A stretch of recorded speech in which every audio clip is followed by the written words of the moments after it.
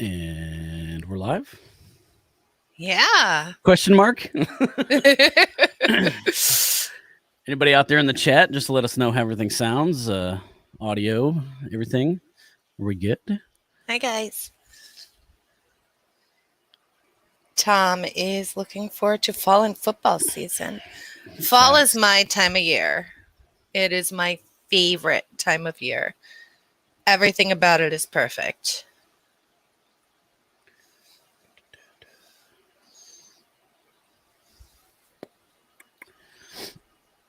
Hey, Tom, do we have any clicks? According to my phone, we're live. So Scott says it sounds good. He hears us both loud and clear. All Sweet. right. There we are. Yay. Awesome. And there's Tom's click. Click, click, click. Awesome. That's how we know we're good. What? All right. So everything's sounding good. We'll do our little obligatory 30 seconds, even though I don't need to because I'm not recording audio. But we're gonna do it anyway, sir. Because we're gonna kind of try to keep this kind of format, similar to the way the guys do it. So we'll try to keep things similar. Sounds good. Here we go.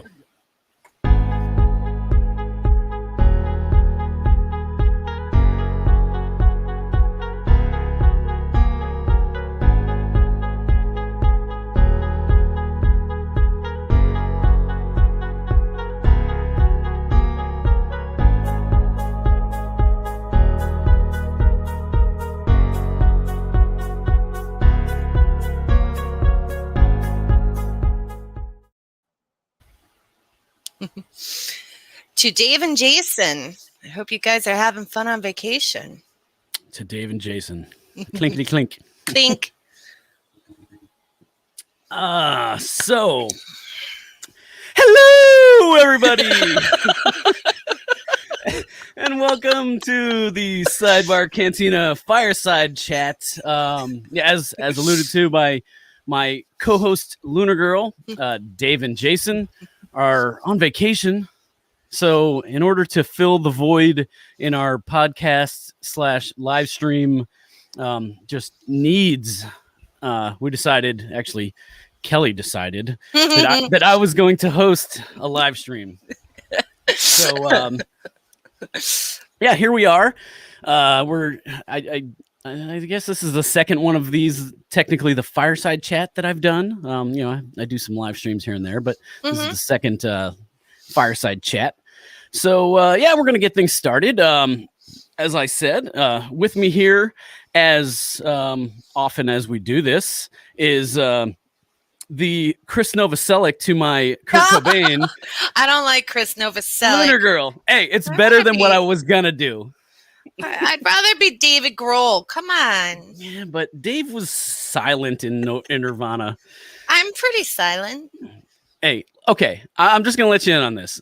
I was originally going to say the Courtney Love to my Kurt Cobain, but that would have been even worse. Yeah. Okay. I'll take Chris Novoselic. Yep. Yes. So Kelly, Lunar Girl, how are you doing? I'm doing pretty good. I have Scott here asking if it's coffee or something stronger, and yeah, it's coffee. I am one boring girl, so I know. Sweet over here though is getting over turning the big 4-4. So here, pros and cons of being born on the 3rd of July. Pros is, it's the 3rd of July, the 4th of July, it's usually a big thing. The cons is like sometimes that falls on the same exact weekend. And, in this case is a 4-day weekend for everybody. So that means it's been like a 4-day long thing of heavy drinking. And I just can't do it anymore. I'm paying for it. Didn't I tell you though, mid 40s,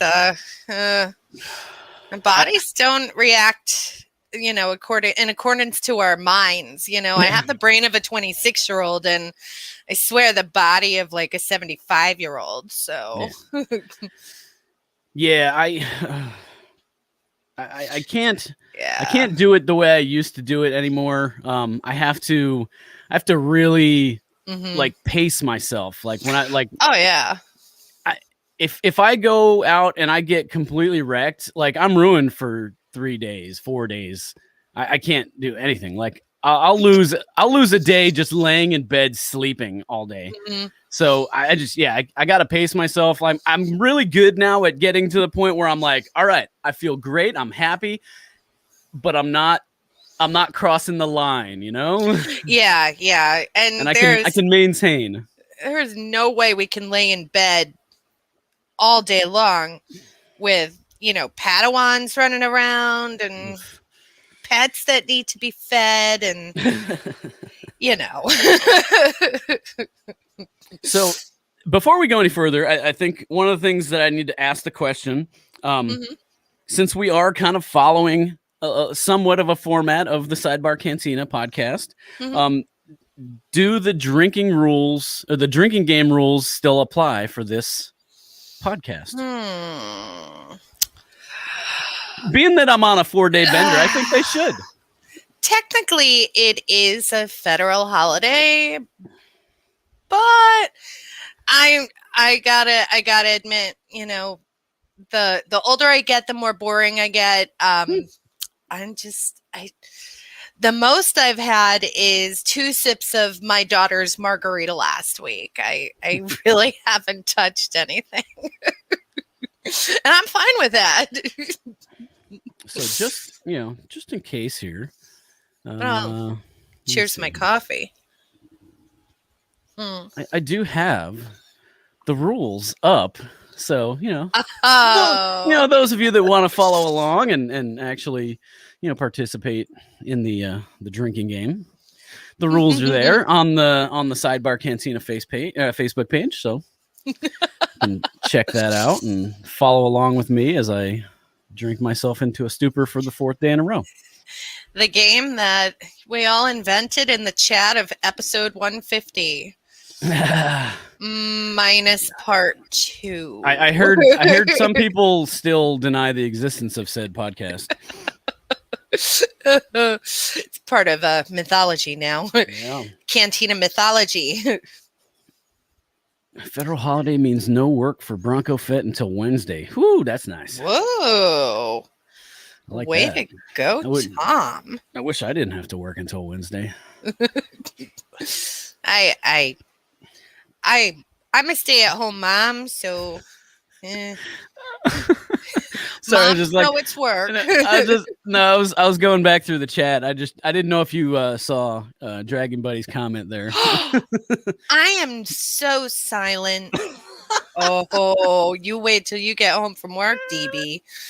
Yes. Yes. Oh, gotta Oh, love man. it. So, Nick. So, moving along, as I said, keeping with the somewhat format of the show, let's talk about our weeks.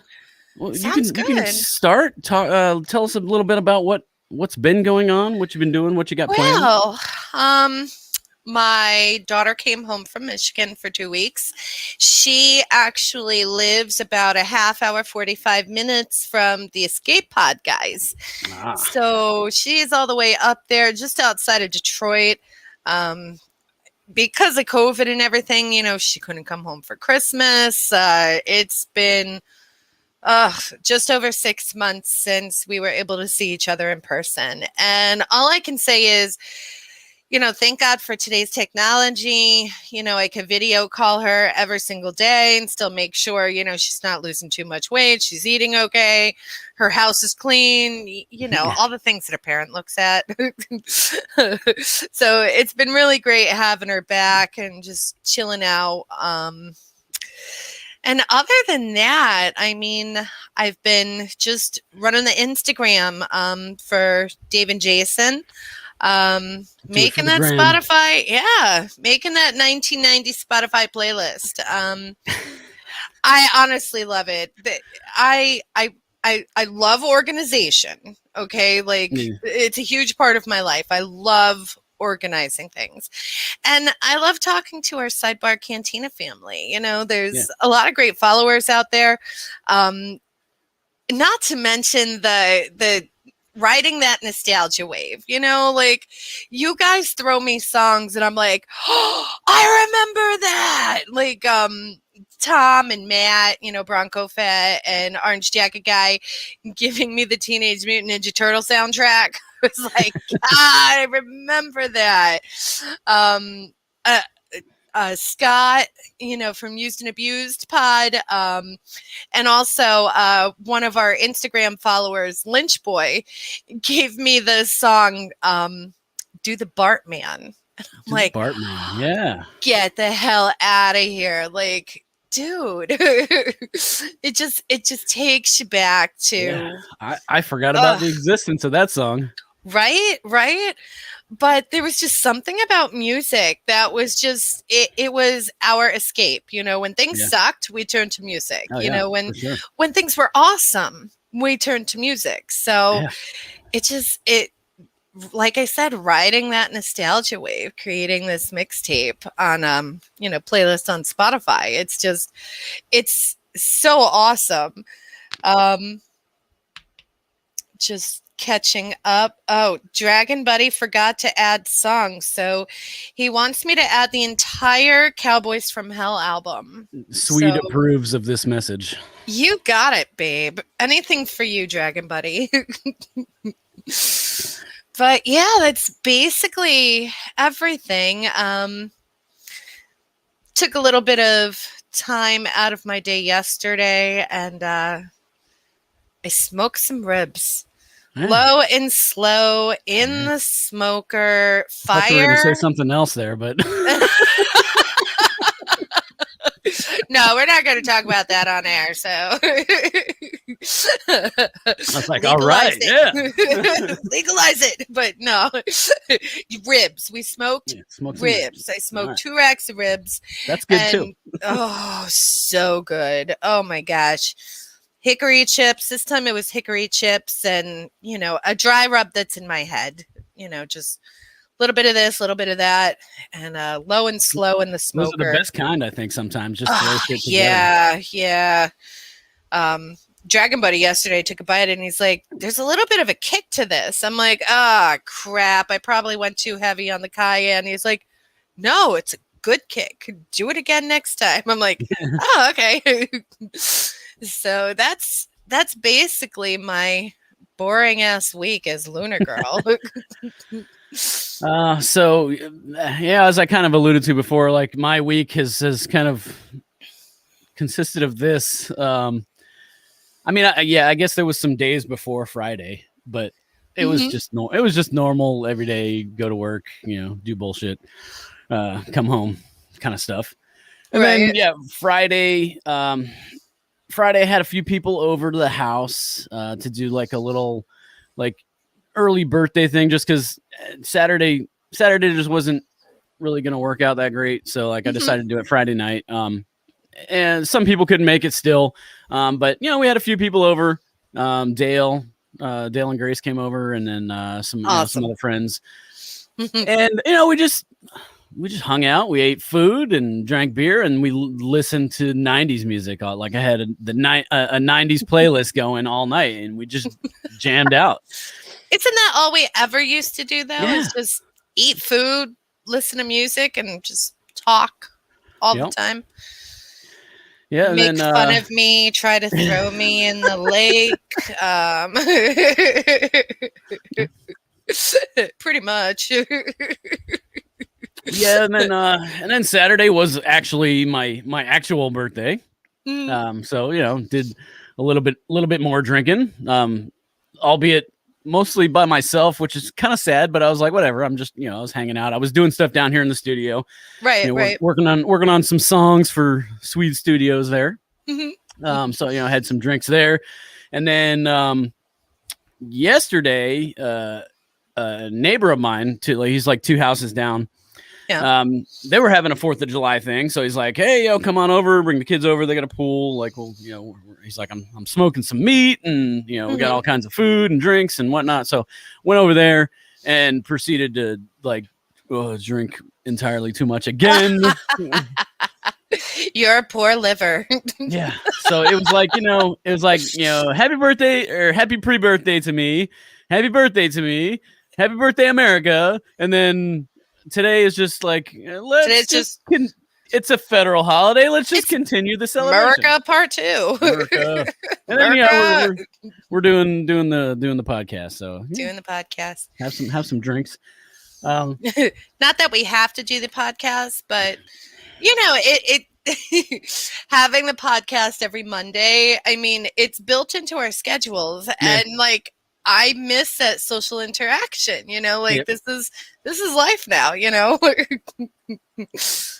But which I'm wondering, like, who's in the chat?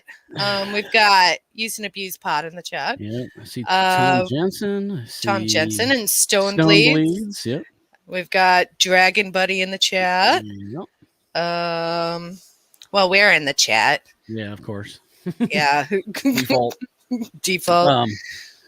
But yeah, so like that was pretty much my week. Like I said, I've been working on some stuff for the quarantine session, Sweet Studios thing. I gave you a little taste of one of them coming up. I got a couple songs that are in work right now, but one that's coming up hopefully really soon. I'm gonna put a little teaser trailer out on Instagram here. Maybe tonight, maybe tomorrow. We'll see if I get it done today. Oh, I might be too inebriated to do video editing right now, but. And that's a great follow-up to Scott's question. He's asking, so is there a new video coming soon from Swede for the 1990 year? It won't be the 1990 year. It's close. It is a 90s song. Yeah. It is a 90s song. And it's funny he should bring that up because I wanted to kind of address this because I'm sure my absence from the 1990 playlist suggestion has not gone unnoticed, especially by you. I have suggested exactly 0 songs this week. Yeah, like what's up with that? So here's the thing: is every time I think of it, like I'm trying to think when you're dealing with just 1 year, it makes it difficult for me because I'm like trying to think of that time frame, that era, and I'll be like, oh, that's a good song, and I'll look it up, and it was like 89. Or it was 91. Like every song I've thought of so far is like it's like just on the outskirts of 1990. Yeah. So like short of like pulling up a list of A to Z songs that released in 1990, and I just don't have the bandwidth for it. That's what I've been doing. I've been like, oh, that's a good song. Shit, wrong year. Yeah, oh, that's a good song. You're not alone. So many people have given me songs from either the very late 80s or the early to mid 90s. And I'm like, oh, I absolutely love that song, but I gotta save it for when we visit those years. Because Dave and Jason, the 80s, when we did the 80s, it was just so overwhelming with how much good music and how many genres came out of the 80s. How many great artists and bands and everything were in the 80s. And it was, they probably could have gone on talking for so many more hours. So easy. They're going to split up the 90s into years this time, and we're going to take it like 1 year at a time. See, singular years are hard for me. Like if you do it like a block, maybe like 90 to 90. Right. 2 or 90, like it's easier for me. It like.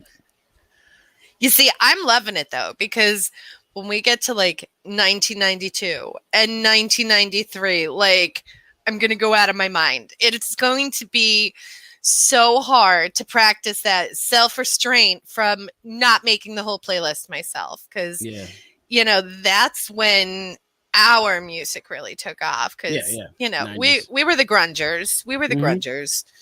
Yep. So... yeah, that was kind of my week. I've been doing that. Something moving into this week that I'm looking forward to, and I know you are as well. Oh yeah. Something else that came out of the 90s. Oh, yeah. We're going to see fucking Seven Dust live.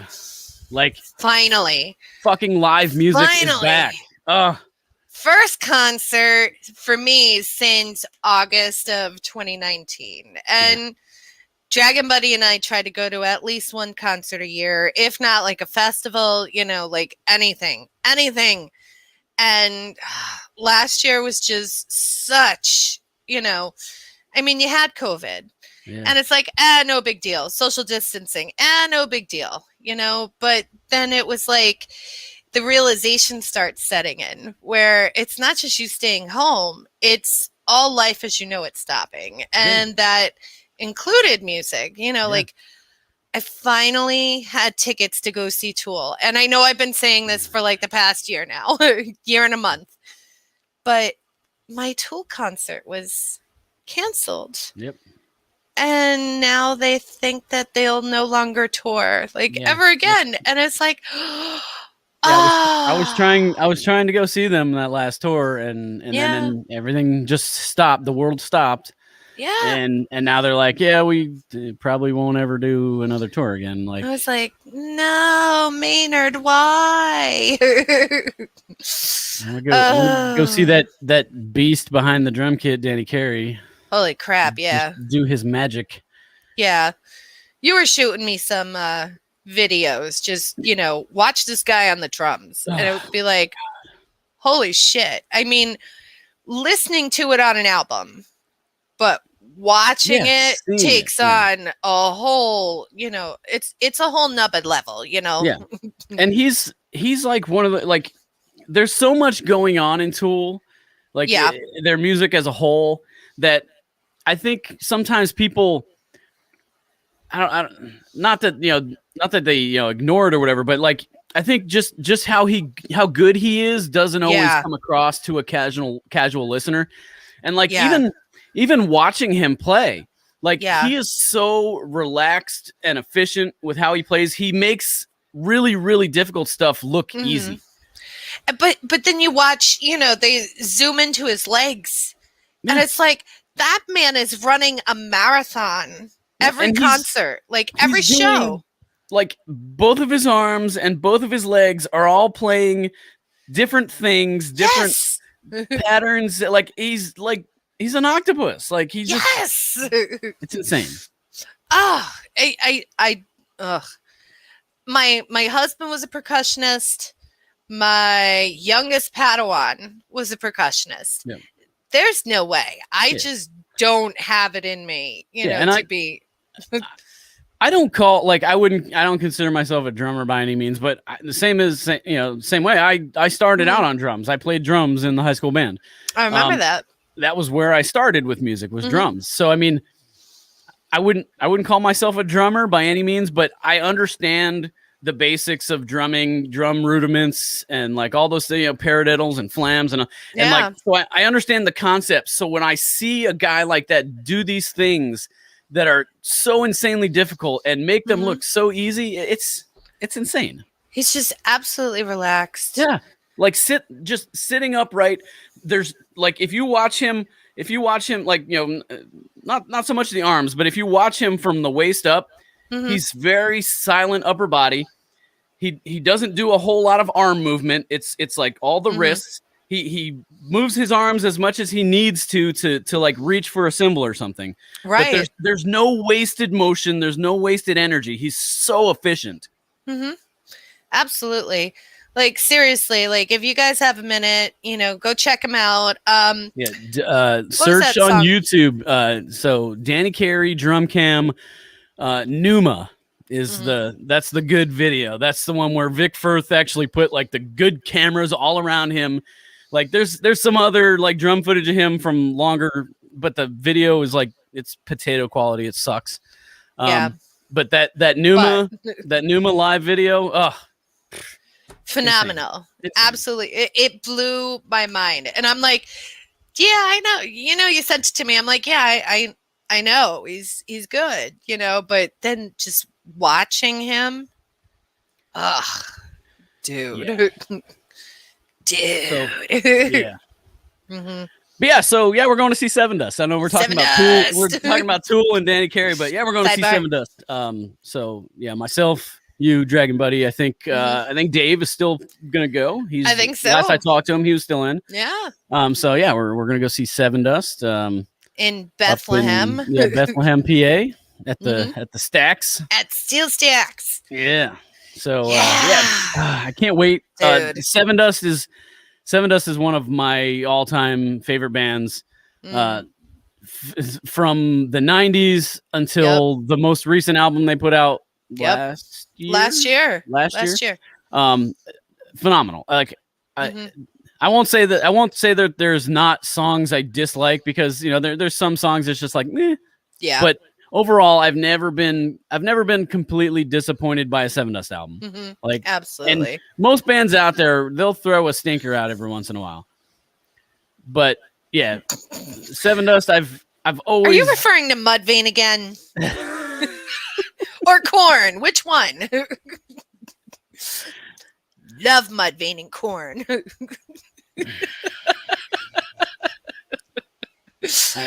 I refuse to comment on the. Yeah.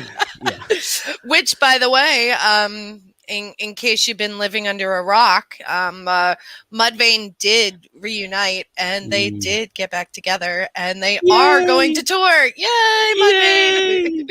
Hey, yay. I like Mudvayne. Sorry, Chad. One of those bands that just never did it for me. Oh, I loved Mudvayne, and then I loved when well, I didn't love when they broke up, but then Chad and Vinny, they formed Hell Yeah. And I saw them. That was my last concert before COVID, before lockdown. I saw Hell Yeah. I saw Nonpoint and an upcoming band. They're called Sleep Signals. And they were pretty rockin'. They were unknown when we saw them. And actually, at the last year, I believe, Sirius XM Octane started playing some of their songs, and I was like, "Yeah, we saw them. We talked to them. I got all their names on my poster. So pretty rockin' new band. They're going to be going places. You're going to be hearing about them. They're going to get big.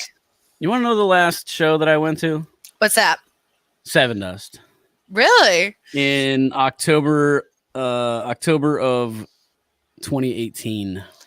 Oh, that was so long ago for you. Yes, it was. Oof. And I had plans. I had several shows that I was planning to hit in 2020 before the world stopped. Right. So yeah, it's been a minute. And the last show I saw was Seven Dust. And the sad part about it is they were a supporting act, so they didn't play very long. Right. And I didn't even stay for. I don't even know who the hell the headliner was. It wasn't a band I've ever listened to, so I was just like, I'm done. I'm out. Peace. I'm gonna beat the traffic. Probably like Mudvayne or something really good. No, I forget who it was. Oh, I was also supposed to see last year. Who was it? Dead, DED, Dead. Black Veil Brides. And In This Moment, I was supposed to see them last April, and COVID. But they just booked the same venue about a month ago. They booked it for November 5th, coming up this year. And oh yeah, Scott, rocking my used and abused merch with Scott and Kim Rasmussen. But yeah, I scored tickets to the concert coming up November 5th. Marie Brink. I don't know. Do you like In This Moment? Do you know In This Moment? I've heard them. I don't know enough about them to form an opinion, honestly. Dude, Maria Brink. Okay, first, hell of a performer. Well, they're just awesome. And And not to mention Marie Brink is really hot. So not that I get into chicks. I just can say that honestly. No, Dragon Buddy's been trying for years. It's not going to happen, but I can respect the beauty in a woman, and she's freaking hot. And they do like I don't want to say shock, but like a horror performance. Like the whole concert is a performance, and they're really good with that Halloween vibe. So really looking forward to it. It's going to be November 5th. So that's a Friday. So it's just 5 days after Halloween. And something that dawned on me along the way, Dragon Buddy and I are taking our youngest Padawan, who is turning 18 2 days before then. And ouch. I'm like, how can I be old enough to have an 18-year-old and a 23-year-old? It's just, I have a 16-year-old, and that sucks. Yeah. My baby is turning 18. So, mind blown. How did this happen? Gonna have to buy some more plants. Tequila. Tequila is how it happened. Tequila is how it happened. No lie. Oh, Dragon Buddy, help me out. Theatrical horror. Perfect horror. Description. Yeah. So if you're into theatrical horror, go look up In This Moment. She's got one hell of a voice too. One hell of a voice. So can't wait. Tom, you shut your dirty whore mouth. I'm already a grandmother to a black cat who is currently came over on the airplane to my home. His name is Batman. So Batman is my grand cat. And I don't need any of that voodoo on my life, okay? Everybody should have grand cats. God. Yeah, I know, right? Grandkids. No grandkids. I will beat my kids senseless. Well, you have boys. I do, yes. Yeah. And I'm so glad. I had this conversation last night. Did you? Because one of the people over there, she had Anders was swimming, and she's like, "Oh, he's so cute." She's like, "I've always wanted a boy, but I had all girls." And I'm like, "I'm so glad that I had boys, because girls are trouble. Girls are work." And I forget where I heard this from, but like this like rings so true. Is like when you have a boy, you have one penis to worry about. When you have a girl, you have all of the penises to worry about. Oh my gosh. You know what my biggest fear was when I found out that, way back when I found out that I was pregnant and having a girl, my biggest fear is that I don't know how to be a mom to a girl. I grew up as a tomboy, I did boy things. Yeah. I really didn't do girly things. And I'm like, I'm going to fail as a mom, but my kids are so great. They're all emotional. So great. Yeah, but they're great. Like, I'm like a geeky nerd, and Dragon Buddy is a nerdy geek, and my kids are both geeky nerds and nerdy geeks. So it worked out great. Thank God for that. But yeah, that was my biggest fear. That and it was probably going to hurt, but that was my biggest fear when I was pregnant, is that I don't know how to be a mom to a girl. It worked itself out, though. Yeah, you figure it out along the way. Parenthood is nothing except 20% common sense and 80% winging it. Yeah. Any parent that tells you that they've got their shit together and they know what they're doing, they're lying. Yep. Isaac's in the chat.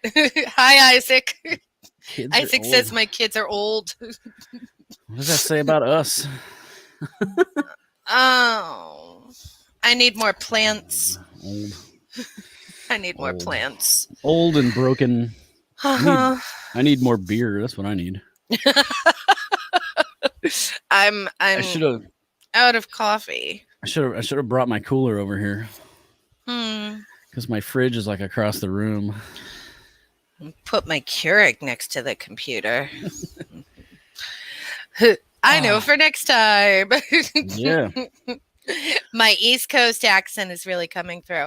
Tom, let me sidebar on that for a second. Oh, sidebar. Shit. Man, while you sidebar, I'll get another drink. You got it. So, Tom, okay, I was born in Staten Island, which is one of the 5 boroughs of New York City.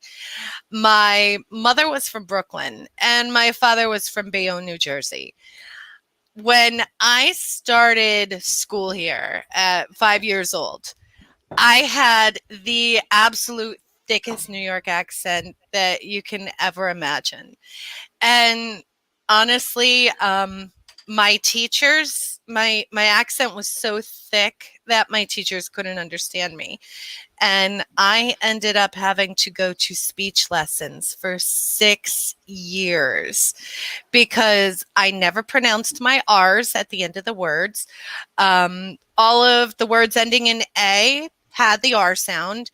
Tom wants me to say Mario Brothers. So Mario, it's all the same thing. But brothers, I used to say brothers. You know, it's Mario Brothers. But for the most part, my New York accent really doesn't come out too heavy unless I'm angry. And then I don't know, just subconsciously my accent is like I never left New York. So like when the Eagles throw a game and the Giants miss the playoffs. A few other words come out too.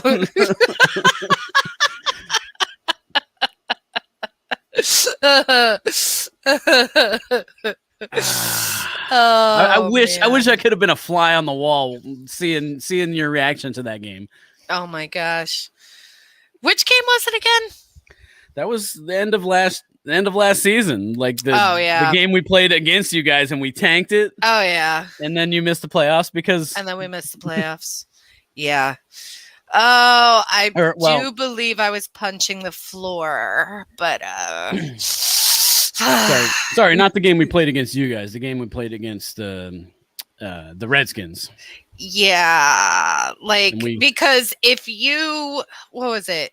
If we won, you would have made the playoffs. Yes, but we weren't about to win that game because you didn't want to hurt your players, and I'm like, no, we didn't. We wanted a better draft pick. Play the game. That's what it was. Yeah, I was furious with that game, and the Redskins, really. But they're not the Redskins. They're not the Redskins. But we were playing to win. We were playing to win. Like, yeah. Of course we weren't throwing the game. Come on, we were playing to win. We just wanted to give. Wanted to give our backup quarterback some playing time. Give him some experience. Your backup. The backup to the quarterback. The third string quarterback. Really? The backup. The only experience he needs is in freaking preseason. No, because his contract was up.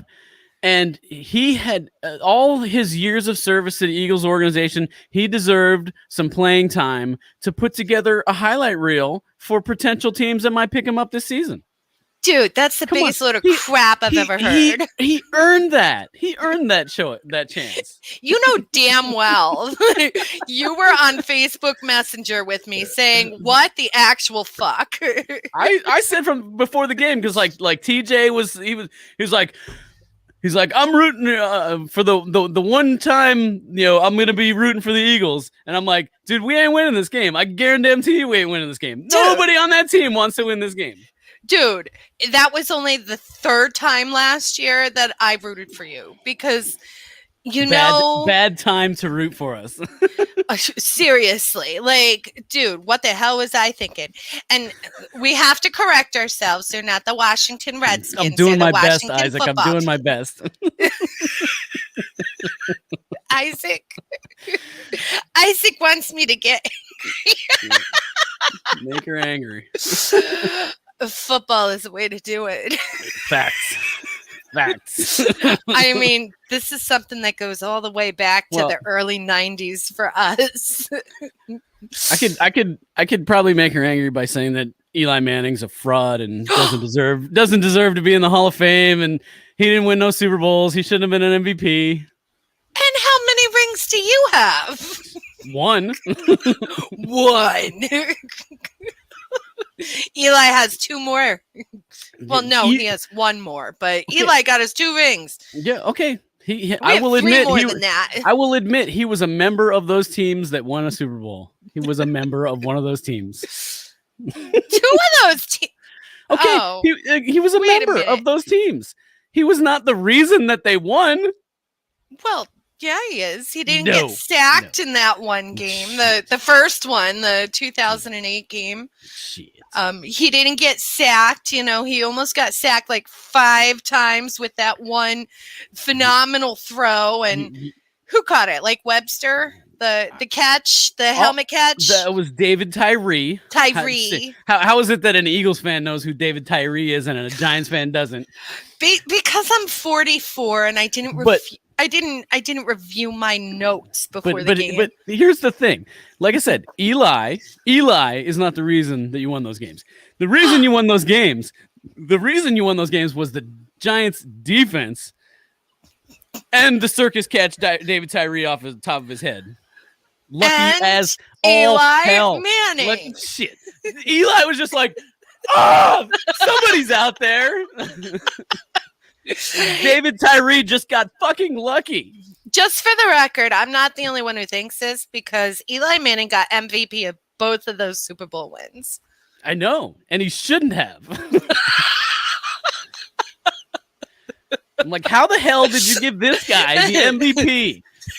This mouth-breathing, oh, God. I love him. I think he's hilarious. I think he is so funny and he is so down to earth. He's just a normal, regular guy, and he always maintained that. Here's the thing, though, is like even like the whole like the funny bit. Like Peyton is still the funnier Manning, and Peyton is the better quarterback. Peyton's got a bigger forehead. Facts. See? Eli has the better hair. Eli comes in second to Peyton all the time. In forehead size. Brother. Did you ever see that Saturday Night Live skit? It's probably like from 10 years back. It's when Saturday Night Live was still good. Okay. It was still funny. I'll have to send it to you. It's all about being the little brother and getting the big brother back and shit like that and standing up to bullies. It was just really funny. So I know I can't make anything interesting, but I will know tomorrow how to make this interesting. But by then it's too late. So. But I'll post it in the Cantina later. I'll tag you in it. Yes, throwback second shells are authorized. Hello, Kelly Green. Finally. That's right. We finally get to use the Kelly Greens again. Love it. I'm excited. But honestly, it's not until 2022 though. 2022. Yeah, they okayed it, but it's not until next season. It's not for this season. Why? Because the uniforms are already made for this season? I guess. I don't know. Like, how fucking hard is it to make some uniforms and like paint some fucking helmets? It's all about the money. It's all about the money nowadays. The reason we haven't been able to do it, like some teams are still able to do throwback, like the Rams are a perfect example. Mm-hmm.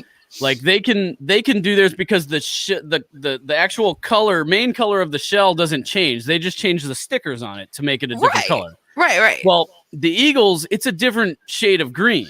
Mm-hmm. So like, unless you're just gonna like plastic wrap every single fucking helmet with a different color, there's no real way to do a throwback uniform. And the NFL had that rule about one shell. Like you can only have one. Like other than I think quarterbacks are allowed to have two because the communication piece, if that breaks, then they have to have another one. But other than that, everybody had to have one shell, so we could never do Kelly Greens. Right. Now they're authorizing us to have 2 shells as long as those 2 shells are given to those players at the beginning of the year and they can wear them and break them in. I guess Right. I don't know.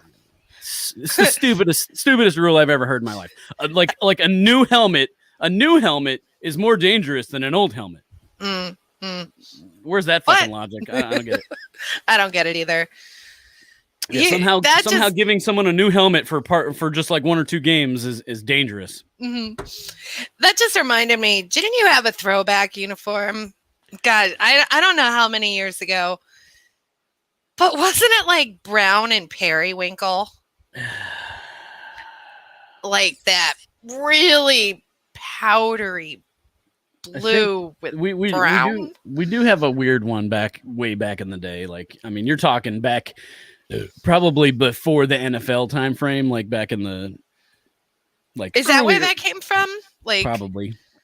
I have never seen the Eagles probably like other back than in green. Yeah, back in the our other championship days, like before the Super Bowl, because it wasn't called the Super Bowl, we can't count those. Right. But whatever. Championships. Yeah, but whatever. But we have more wins than you back then too. So yeah. Just saying. Just because they weren't called a Super Bowl doesn't mean they don't count. Said like a true Eagles fan. Whatever. Recency, baby, recency. We have more championship wins than you do as well. So, man. Recency. What have you done for me lately? When was your last Super Bowl? 2012. Yeah.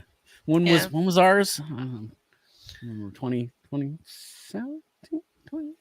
And when was the one before that again? I'm not talking about before. I'm not talking about the past. I'm talking about now. I'm talking about the now. You sound like a Dallas Cowboys fan now. Oh, 6 Super Bowls. Yeah. When was the last one you won? 20 fucking years ago? Hey, you gotta admit though, like, honestly, like, crap-a-do. Okay, okay, I don't. I love how this has devolved into a fucking NFL shit posting. Yeah, how did we get here again? Somebody said to make Kelly mad, so oh, that's true. Yeah. That's where we devolved onto this fucking tangent here. Yeah. Yep.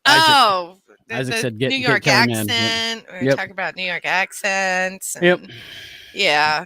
Well, that's the beauty of a fireside chat. You know, like we're hanging out with our friends and talking about whatever we want to talk about. Yeah. Actually, worst NFL throwback uniforms belong to the Steelers. Fuck the Steelers. Speaking of fireside chat, anybody else want to get on this shit? Hey, yeah, who wants to come in the lobby with us? Anybody want to jump in here? Raise your hand. I'll send you a link.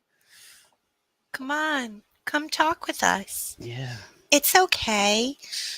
We all float down. We all float down here. See, I knew exactly where you were going. Yeah, we all float down here. Yeah. So Stephen King, love him. Always have. Always will. The Steelers Bumblebee uniforms. Those are horrible. Seriously, look like prison uniforms. So I know Dragon Buddy's still working, so he probably won't hop in maybe when he's home, if he gets home early, but I think he's working late tonight.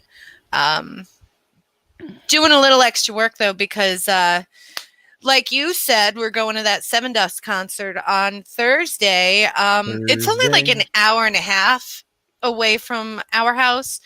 But we think we're going to stay down there, you know, make it a little tiny staycation, because we never do anything.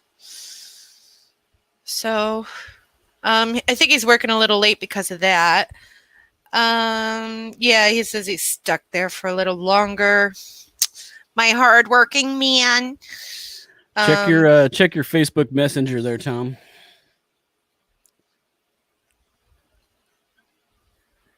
Let's see. Who's still in the chat? Isaac's here. Got orange jacket guy. Scott, you want to come in the chat? I would join, but I didn't even turn on the computer. I get it. So Used and Abused, their podcast usually runs Tuesday mornings at 5 a.m. Eastern Daylight Time, and then again on Tuesday evenings at 7 p.m. Eastern Daylight Time. However, Scott and Kim are going to take a break this week. It's a great time to have a week off, but I believe when they return, their 7 p.m. Show next week is going to be all about Kiss. So I know Bronco Fett is a huge Kiss fan, so I know he's like dying for that show. Hi, there he is. Huge Kiss fan. Yeah. Even though they broke up the year I was born. Oh no. See, I've never been. You've got that Vanilla Ice thing going. Yeah. Fan right here. Dude, go right ahead and have that fan on in a triple digit weather. Yeah. Oh, dude. No kidding. Yeah. It's never been that long here in Idaho before. It's been maybe 5 days long with triple digit streak, and we're going on 8. Dude. Yeah. It's like 90 here today, and that's just too much. Like, and I lived in Arizona for years. So yeah, I feel 100 degree temperatures, but I can't. I can't do it anymore. Like 90, I'm dying. I'm just going to interject for a second. Scott did confirm Kiss is going to be his July 13th, 7 p.m. show.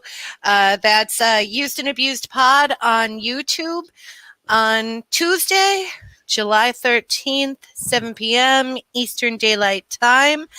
And he also does one in the morning at 5 a.m. Eastern Daylight Time, which I absolutely love. I'm up that early. And that's when Kim has her best rants. Scott and Kim go over everything, all of the races that happened over the weekend. So they recap that on Tuesday mornings. So. And Tom's always in the chat with me because he's just getting off of work over there in Idaho. Oh, no, I'm still working. I'm just texting while driving. Oh, don't get in an accident, I mean, I think he already smacked up like 3 owls since they started their morning show. But I didn't kill him though. Well, that's good. No, I've hit buck. I've hit a lot of bats and rabbits. Yeah. Yeah. Damn. Keeping that wildlife in check. All with my Prius. That's right. You have a Prius. the main car there is. Environmentally friendly. Environmentally friendly while killing the wildlife. That's great. Yeah, the 13th. Dude. Oh, you know what? You know what I'm doing on the 13th, and this sucks so bad. It sucks so bad. I've managed my 44 years of my life to avoid this, but the 13th of this month, I have jury duty. Oh. See, I was always able to get out of it in the past because military, and like I'd just be like, yeah, I'm in the military, and they'd be like, oh, okay, you're excused. Right. Never had to do it. I don't have that excuse anymore. They're just like, hey, you got jury duty. Right. Damn it. Just I'm sorry. And they'll have you blocked from doing that for your life. That's what, like, somebody was like, yeah, just tell them you like hate everybody and like you're a big racist and like whoever the case is about, you hate them, Well, don't use me as a reference because I can't lie. I'm a really bad liar. So if they ask me, is your friend Nicholas Svensson a racist? I'd be like, no. Well, he said he was. Oh, no. I don't think you could ever be racist, Nick. Dude, and it was funny because I actually had this conversation last night as well at the 4th of July party. We were talking, the subject of racism came up and everything. And like, I always hear this excuse about racism about like, well, I didn't grow up around people of color, so I don't, I didn't know. And I'm like, that's the biggest load of bullshit I've ever heard, because how many black families were in our school in the 12 years we went there? Like 2? In the 12 years? Yeah. 2. Yeah, 2. Mm-hmm. I didn't grow up around people of color. Yeah. But guess what?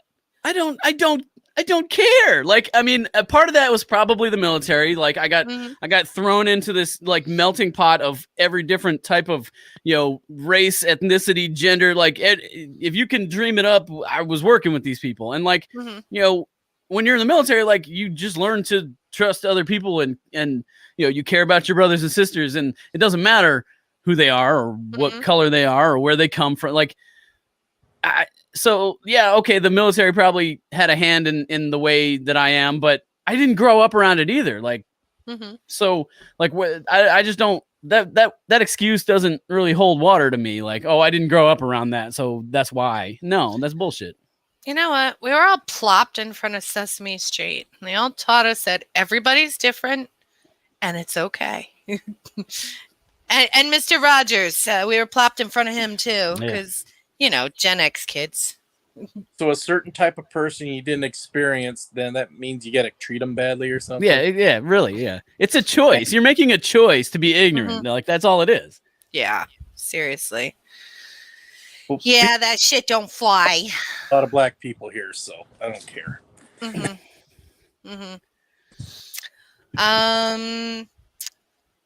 Orange Jacket Guy, Swede wants you to look up jury nullification. Oh, don't. Google jury nullification. All right. Big Brother Bronco Fett says no. He's just trying to.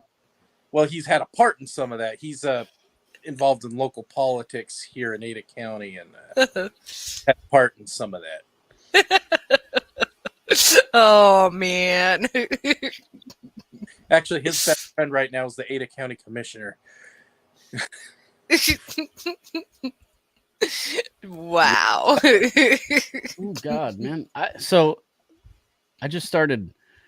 I just happened to like look up the drinking game rules, and man, I'm behind. What did we do? So let me see. Sidebars. There's been several sidebars. That doesn't. One continue.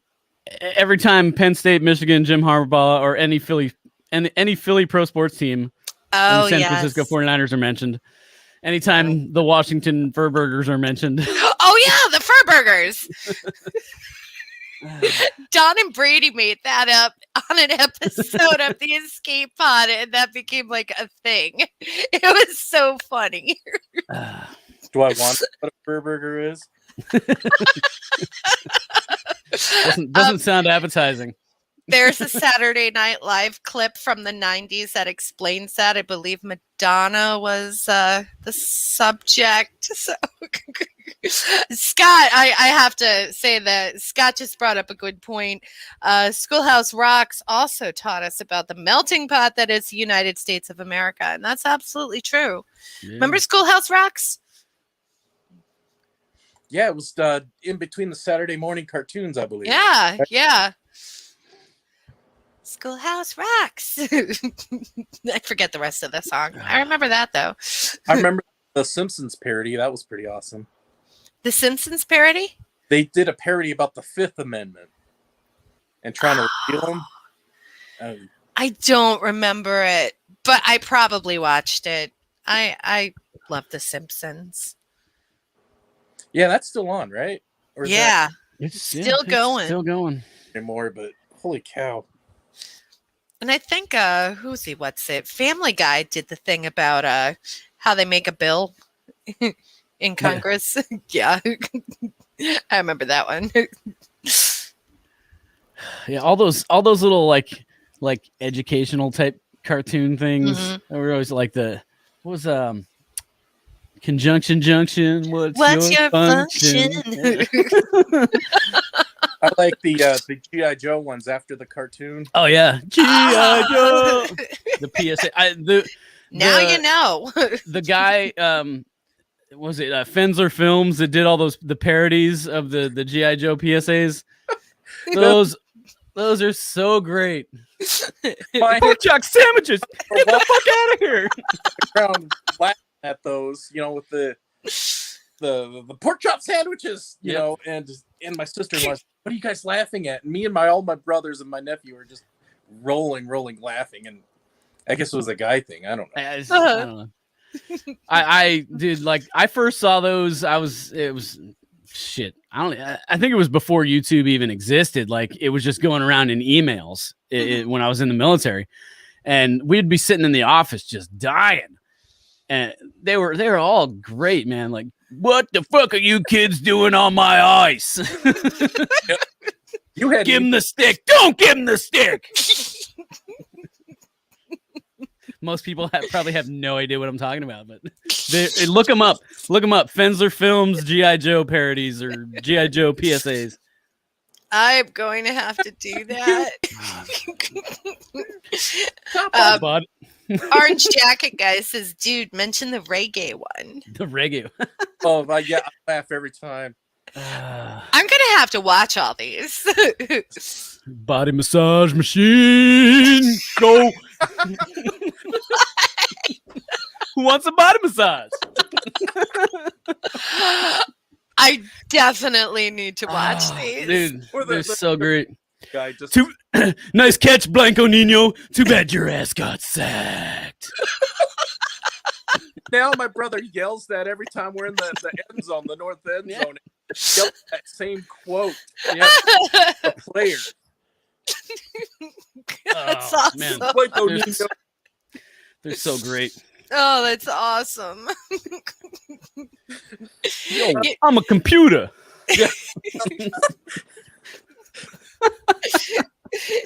Dude, you know what I'm really psyched for? Which is coming out in I think we're 2 weeks away. The new Masters of the Universe that Kevin Smith redid. Mm-hmm. I am so psyched. Yes, it's going to be on Netflix. Okay. I'm so psyched. I can't tell you how psyched I am. Yeah. I mean, Kevin Smith in general, he does, I won't say nothing, but he does very little bad. He's epic. He's dude, if we ever and he's met a nerd. Kevin Smith, he's like one of us. He's a nerdy geeky nerd, he's like one of us. So really looking forward to it. I still say they need to let him direct an episode of Mandalorian. Oh, hell you guys watch the early 2000s He-Man? No, I tried. It right. didn't do it for me. They tried to bring in some stuff like the Snake Man and all that, and it kind of got canceled after one season. So. Yeah. I couldn't get into it. I think it was the type of animation that and I was a young mom and I had babies and that got in the way of everything. I didn't have much of a life. You having kids, man. Yeah, I basically watch Nickelodeon all the time. So. Seriously. Yes. Yeah. But I did see they have this documentary on Netflix, and the name is gone. But it's on Netflix. It's about the history of He-Man. And I know I think I texted Jason a couple weeks ago and said, you need to watch this. It sucked me in. If you guys like He-Man, look on Netflix. It's a He-Man documentary about the making of He-Man, all the toys, the comic books, the cartoons, everything you can think of, how it started, the whole entire history. You guys would really like it if you get into He-Man. Yeah, I'm sure it's been brought up on probably however many episodes, but the toys that made us, Yeah. Like, that was a great series too. A lot of that nostalgia, all those toys we grew up with. Yeah. Yeah. And then there's like the movies that made us, like there was some really good ones in there. There was they were talking about Elf was one of them, and like how Really? nobody wanted to make this movie. Really? Like, yeah, he tried for so long to get that movie made, and like, and that's another one of those movies that I was like surprised to learn that like that's Jon Favreau, man. Like, dude, that dude is genius, man. Like everything he touches really is good. Like, it really is. It's insane how many really good movies he's been like either like in charge of or was like a big part of making it happen. I mean, like Right. you look at the MCU, like everything started with the Iron Man franchise, and that was Jon Favreau, you know? Yeah. Yeah. Before Jon Favreau did really good, as everyone says, with The Mandalorian, Karen Travis perfected The Mandalorians. So that's what Yes. I'm sorry to interrupt. Scott bailed me out. The name of it is The Power of Grayskull, The Definitive History of He-Man and the Masters of the Universe. That is the name of it. I actually saw Thank you, that. Scott. I was scrolling through Netflix yesterday and I saw that and I was like, huh, I wonder what this is. I didn't Dude, watch it. It sucked me in. Like, I watched Dragon Buddy turned it on and I'm like, what are you watching? And he's like, He-Man. And he turned it on for 10 minutes. I got sucked in. And then he walked away. I think he went to take a shower or something. You know, it was just something that we turned on during dinner. I went in my room and I watched the rest of it because it was that good. By myself, it was that good. How long is it? Probably just over an hour. Okay. Just over an hour. Maybe Scott might know how long it is. I don't know. Is Scott our Isaac?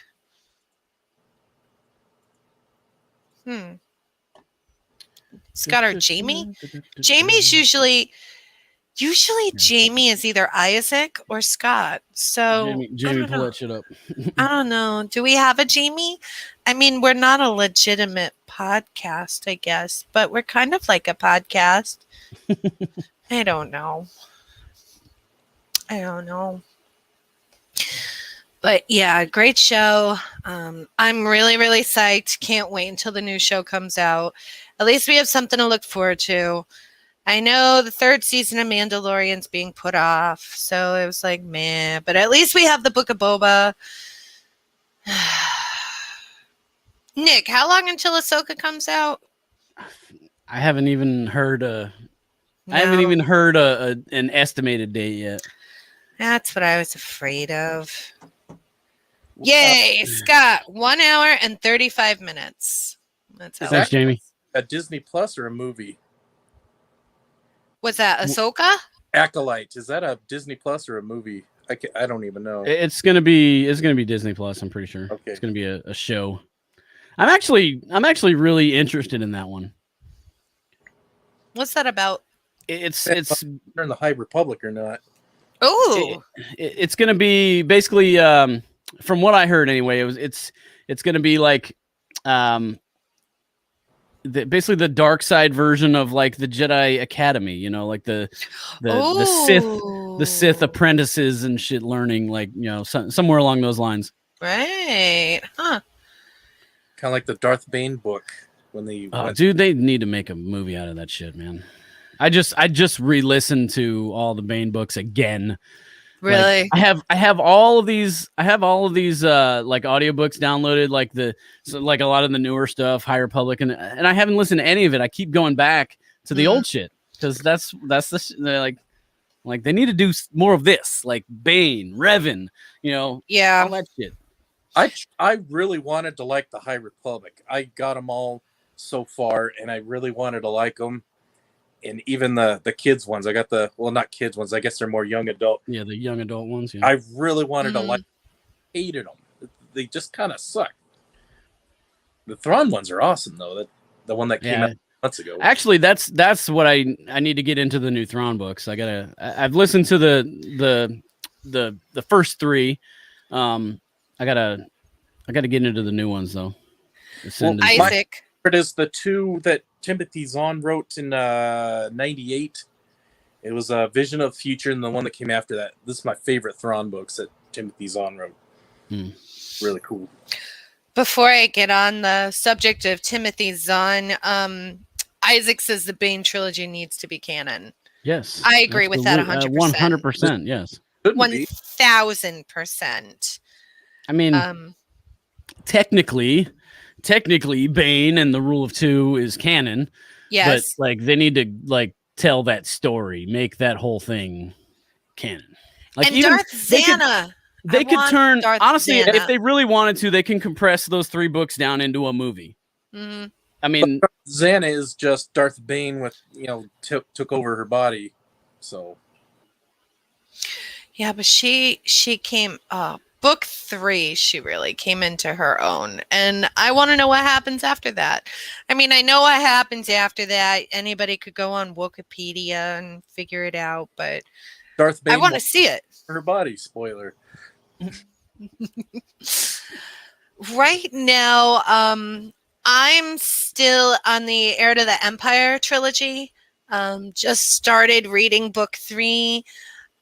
I did the audio book for the first 2, but the third one, I'm actually reading it, which is always really hard for me because when I have time to read, it's at the end of the day and I wake up with a book on my face. So it always happens that way. I can't read. I can't. I used to not that I can't. reading. Not that I can't read. I'm not illiterate. I know that. I don't read books. You don't like reading books? I don't like. So here's the thing: is like most people, like when you talk to people that love books, that love reading books, like they'll tell you how they read it and they basically they can see it in their mind. It's almost like a movie playing in their head. I don't have that. Like when I read, I see the words that I'm reading. I don't have that particular mechanism that causes me to see it in my brain. But if I'm listening to it, if someone else is reading it and I'm listening to it, it works. Mm-hmm. So that's why like audiobooks are amazing for me because I can sit there and I can listen to it and I can picture what's going on. I just want to give a quick shout out to Kim. Kim is on her 30-minute lunch break. Hi, Kim. Hi, Kim. I'll miss you tomorrow morning, Kim. Lunch break? What's that? I know, right? Kim says hi back. Yay. But I love books because I am very imaginative. I love going inside my own head. I grew up with books. I love books. I miss reading. I really, really do. But I'm just so tired when I find time to read. And I fall asleep. The inside of my head scares me. Got to block all that out, Bring out the unicorns. It's frightening in there. Oh, mine's all fantasy anyway. So sci-fi and fantasy. So it fits right in. But I also do love audiobooks. The only thing with audiobooks is sometimes like I'll always listen to it when I'm doing chores or when I'm driving. I do a lot of driving. But then my brain sidetracks me with thinking of something else. And it's like, crap, I missed a whole chapter because I was thinking about what needs to get done tomorrow. So then I have to rewind it and then play it again. Like for me, like if I'm driving, and that's generally where I listen most is when I'm like driving to work because I got like a 45-minute commute to work. So on the way to work and on the way home is when most of the time I'm listening. When I was teleworking for the most part, I stopped listening to books because I would try to do it while I was working. Mm-hmm. Can't do it. Like I would get sidetracked on a task and then it would just be background noise and I wasn't paying attention to it. Exactly what I'm saying. Yeah. But like if I'm driving, it's fine. I just can't be like really involved in something I have to think about. Right. Right. But, always trying to better myself. So I actually picked up the book, which we already had because, thank God I married a Star Wars nerd just like me. So, the book is already in his stash. So I was like, oh, just walk into the Star Wars room. Jedi text. Yeah, right? Seriously. Shit. God damn it. What? I mentioned the Jedi text. Oh, you need to take a drink. Yeah. I'm all outies. I'm ruining myself here. I am going to take a quick break while you and Tom chat it up. That Falcon is awesome. But yep. I don't have a little slip of paper like Dave and Jason have. Yeah. So. Hang on. Oh, don't you have Jason's at your studio? Yes. And it's even signed. By Mr. Roscom? By Mr. Roscom. Very nice. But I miss those two. For over that way, yeah, she. Me. All right, I'll be right back. All right. Yeah, I have. It's funny because I have books. I have books on my shelf. I got the Thrawn trilogy. I've got Dooku. I've got Master and Apprentice. I got Resistance Reborn. I got a bunch of stuff down there. And what I do is after I listen to them on audio, I buy the book to have it as a collection. I've never actually cracked the books open though. Did you like Resistance Reborn? It was okay. It wasn't great. I don't think it was great, but I don't know. It's that whole sequel trilogy, era. Yeah. Yeah, I'm more into the older bullshit. Well, I really wish they would make more. They need to not make more. They need to make some Old Republic movies and TV shows. How old were you when Heir to the Empire came out?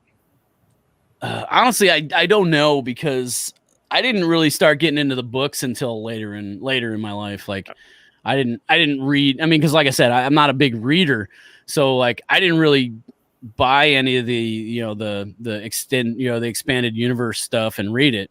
It was really only within the last maybe 5-10 years I started getting into that stuff.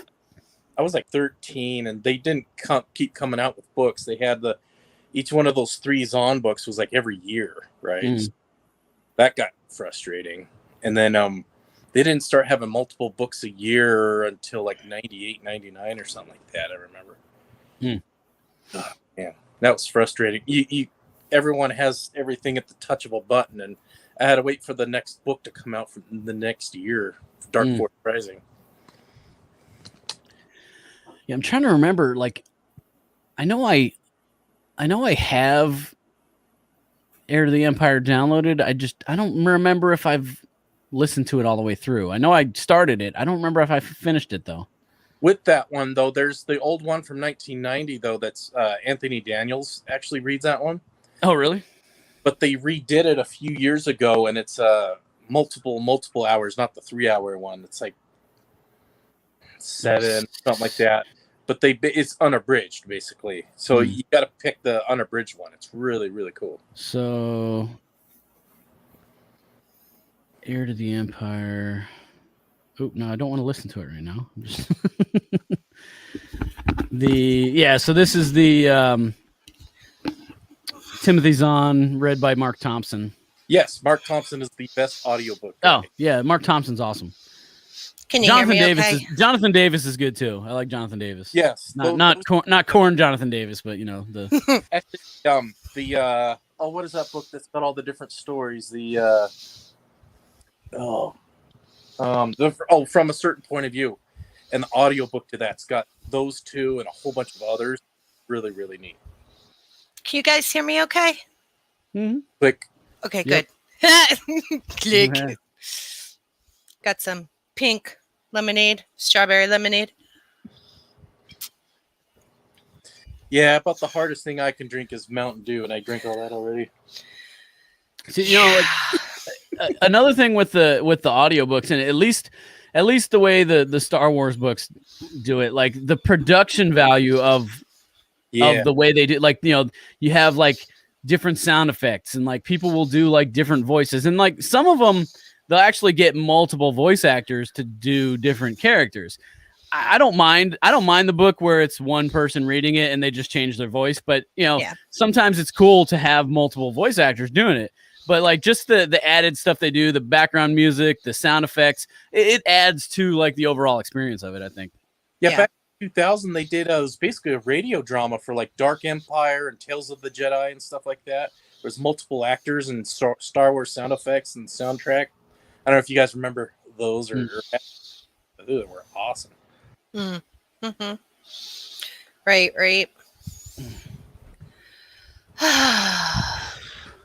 Oh yeah. See what the chat's saying. Isaac really liked the Trader audiobook. You got a question about your Kelly, is that a cacti in the green pot behind me? Unfortunately, I don't have any cacti behind me. I have all of those in my Star Wars room. That's where all the cacti and succulents hang out. Out here is basically my peperomias, my snake plants. I like pepperoni on pizza. Your wife knows what I'm talking about. I know she does. I miss Crazy Plant Lady. She's been busy. She's been busting her butt working. Yeah. I do miss her though. Tell her I said hey. Tell her I love her. Will do. Okay. She should be getting home in an hour or two. I don't know when Dragon Buddy's getting home. How about you, Tom? You posted that cute picture of you and wifey over the weekend. Well, yeah, that's one of the rare times she let me post a picture of her.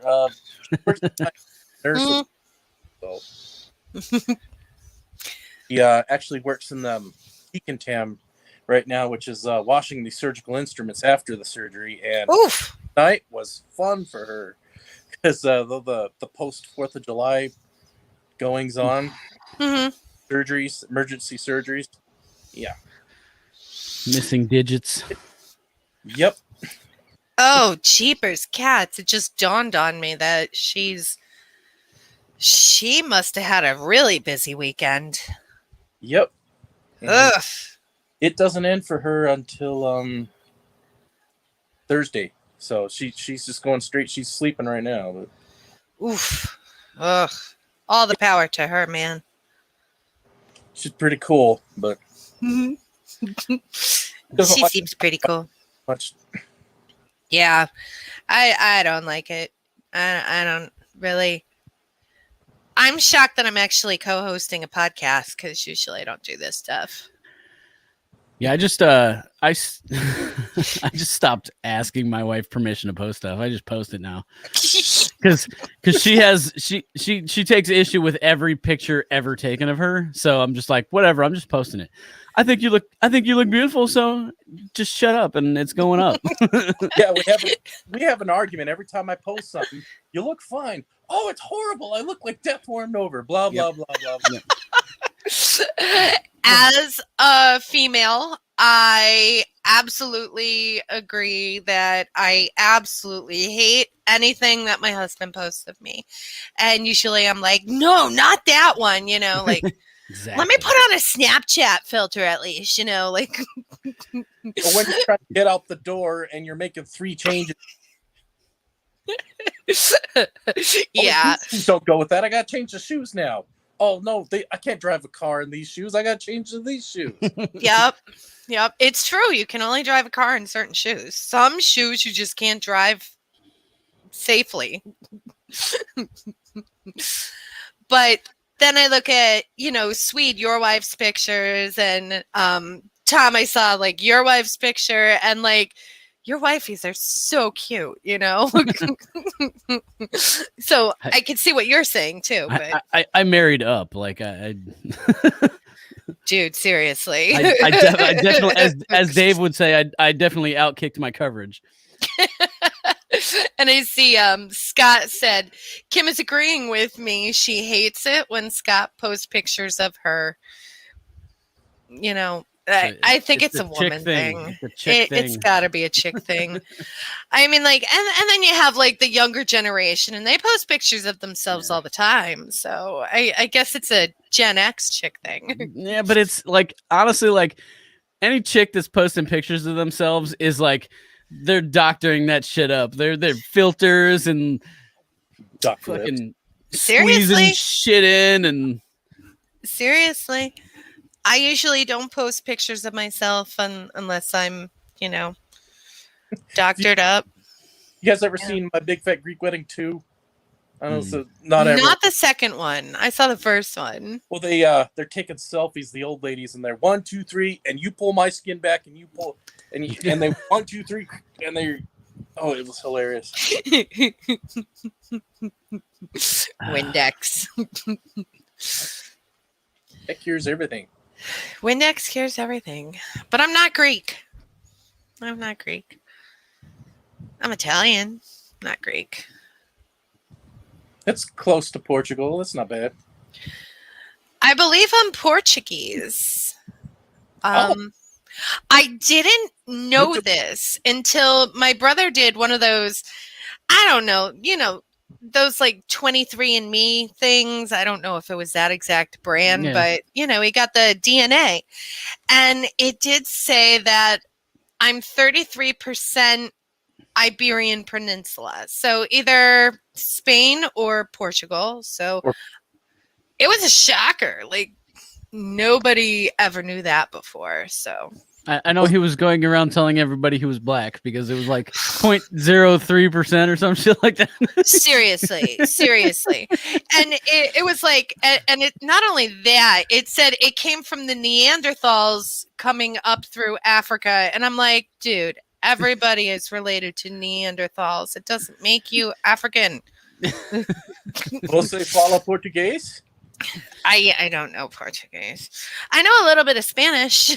We had 3 years of Spanish. I'm married to a Mexican and I don't speak Spanish. Nick, you also had 3 years of Spanish. I did, and I learned jack shit. Dr. Mello didn't teach us shit except how to swear. And then we finally like the third year we got a real teacher and expected us to, like, she came in the class speaking Spanish like we knew what the hell she was talking about. And we're like, our old teacher only put on German porn, so we watched movies in this class, like.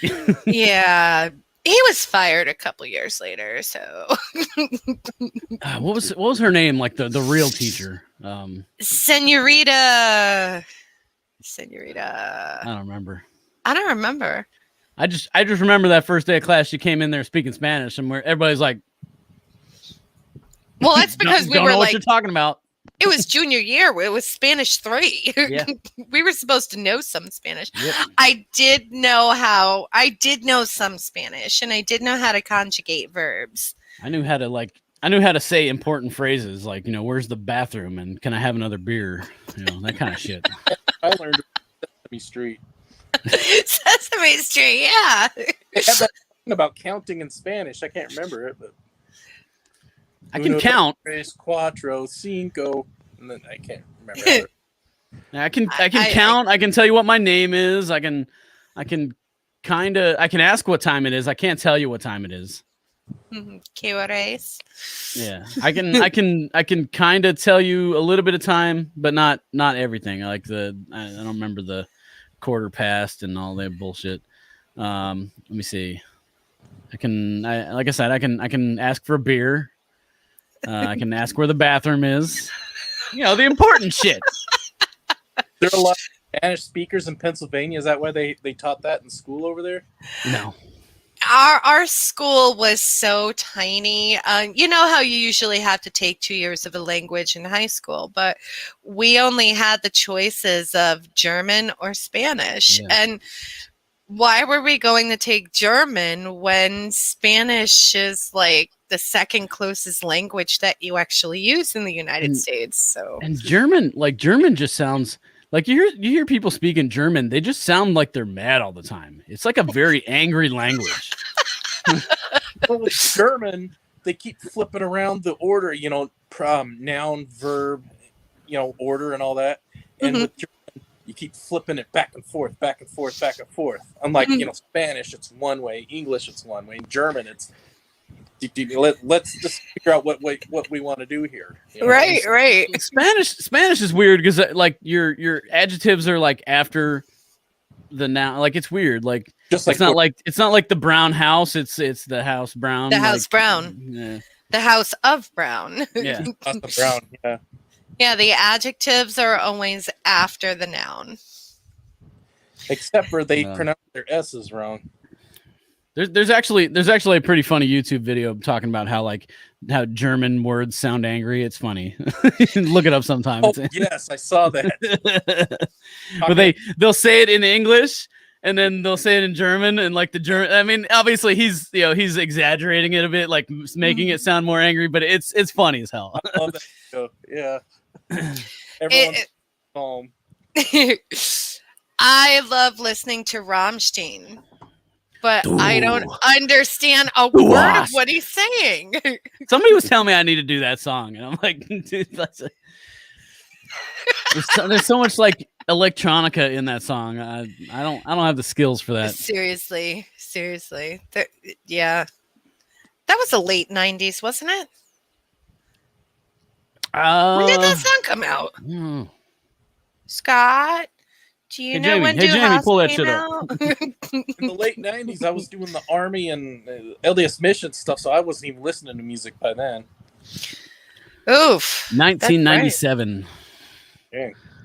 Released July 1997. Oh. When did you guys graduate? 95. 95. Oh, I was 96. My wife graduated in 95. Yeah. Yuppers, 1995. Thanks, Scott. 1997. I was pregnant in 1997. So while you guys were going off to basic, I was pregnant. I was going off to PLDC by then. 97. Nah, 97. I was 97. I was in place. I was fixing jets by that time. Oh, that's right. I went into basic. You left in 95. 95, August 95. Yeah, like I graduated in June, and August I was in basic training. I signed up October 95 actually. So. That was what? Oh, that was the year you were a senior then, right, Tom? Yeah, I went into the reserves to do that, and then right after I graduated, off the basic, and then. Right. A few years later, PLDC, and then I got out and then got married. Right. I did the whole like DEP program, the delayed enlistment. So I actually like signed up in like the summer of my junior year. Oh yeah, and then remember a bunch of those guys. Yeah, I did we had basically like once a month we'd have our little meetings at the recruiter's office, and we'd go over stuff and learn shit, and then like after I graduated, then went off to basic training.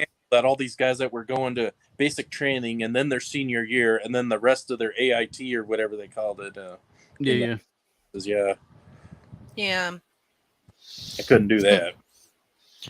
Pregnancy was like my own form of basic training, getting me prepared to be. I have an invader in the studio. Adulting. Is it Anders? Yeah. He's so cute. Hi, Anders. Hiding. What, buddy? So when does Penn State start up with their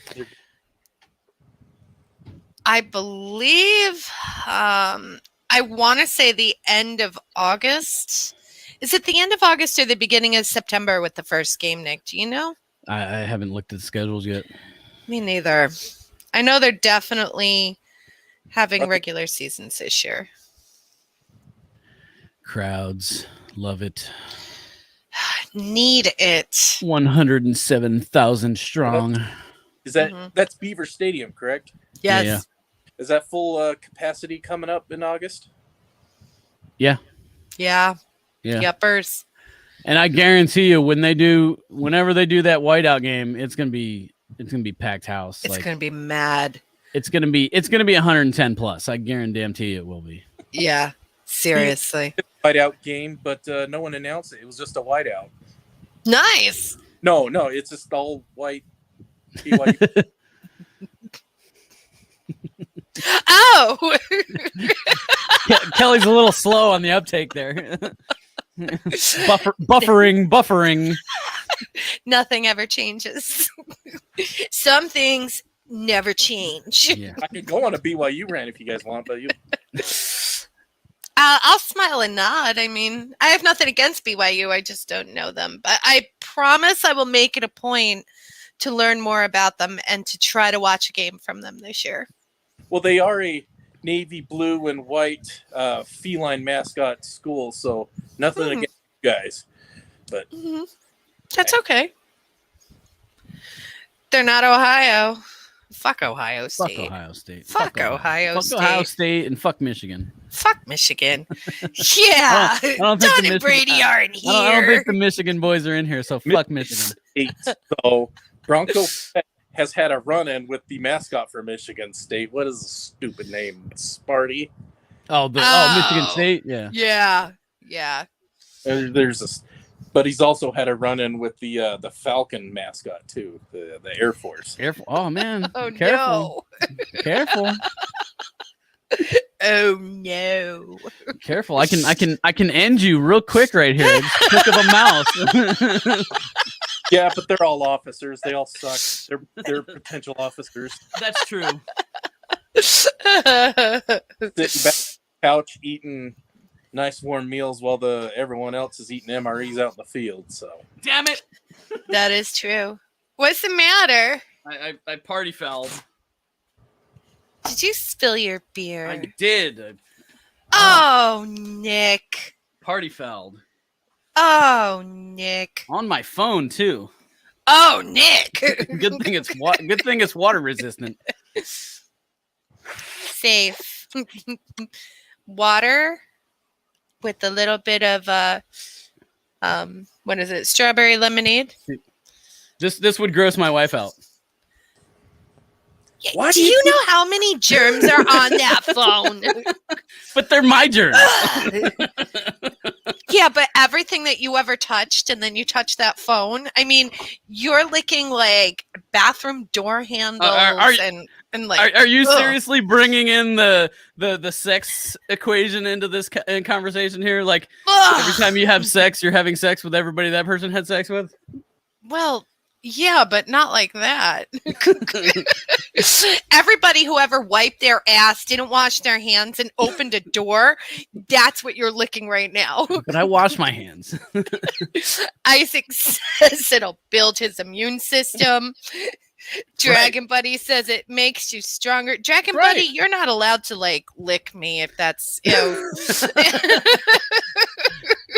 See, like I think this is why like people get so sick nowadays is because like we're in this like, oh, desanitize everything and oh, clean. What did we do when we were kids? We ate dirt and shit, you know? Yeah, but we didn't have cell phones to lick. We didn't wash our hands like every time we touched dirty shit. No. Do you remember who my mother is? Yes, we did wash our hands constantly. Well, I didn't. As guys, we got really good at not touching anything we didn't have to. So when we peed, we had to unzip ourselves and go. We got really good at that, you know. And then when I was in the military, I was an aircraft mechanic. My hands would be covered with grease and all kinds of bullshit, and we'd go have lunch on the truck. We didn't go inside to wash our hands first. You just grabbed your shit and you ate it. Swede, listen to your wife. Not only is she like totally gorgeous and very smart, like she's also a nurse. So listen to your wife. Tom, you listen to your wife too. She's also working in the medical field. My immune system can handle anything. Isaac says you ate dirt and shit. And dirt and shit, yeah. You ate shit. not in the literal sense. But then again, you never know, because like by your argument there, I probably did eat shit because I touched things. Probably did. You probably just licked somebody's shit germs off your phone. Kids, we're all just sitting out in the backyard of the neighborhood saying, "Okay, come back when the lights turn on." Right? Yes, absolutely. See right here, like drink out of the hose. Yep, drink it out of the.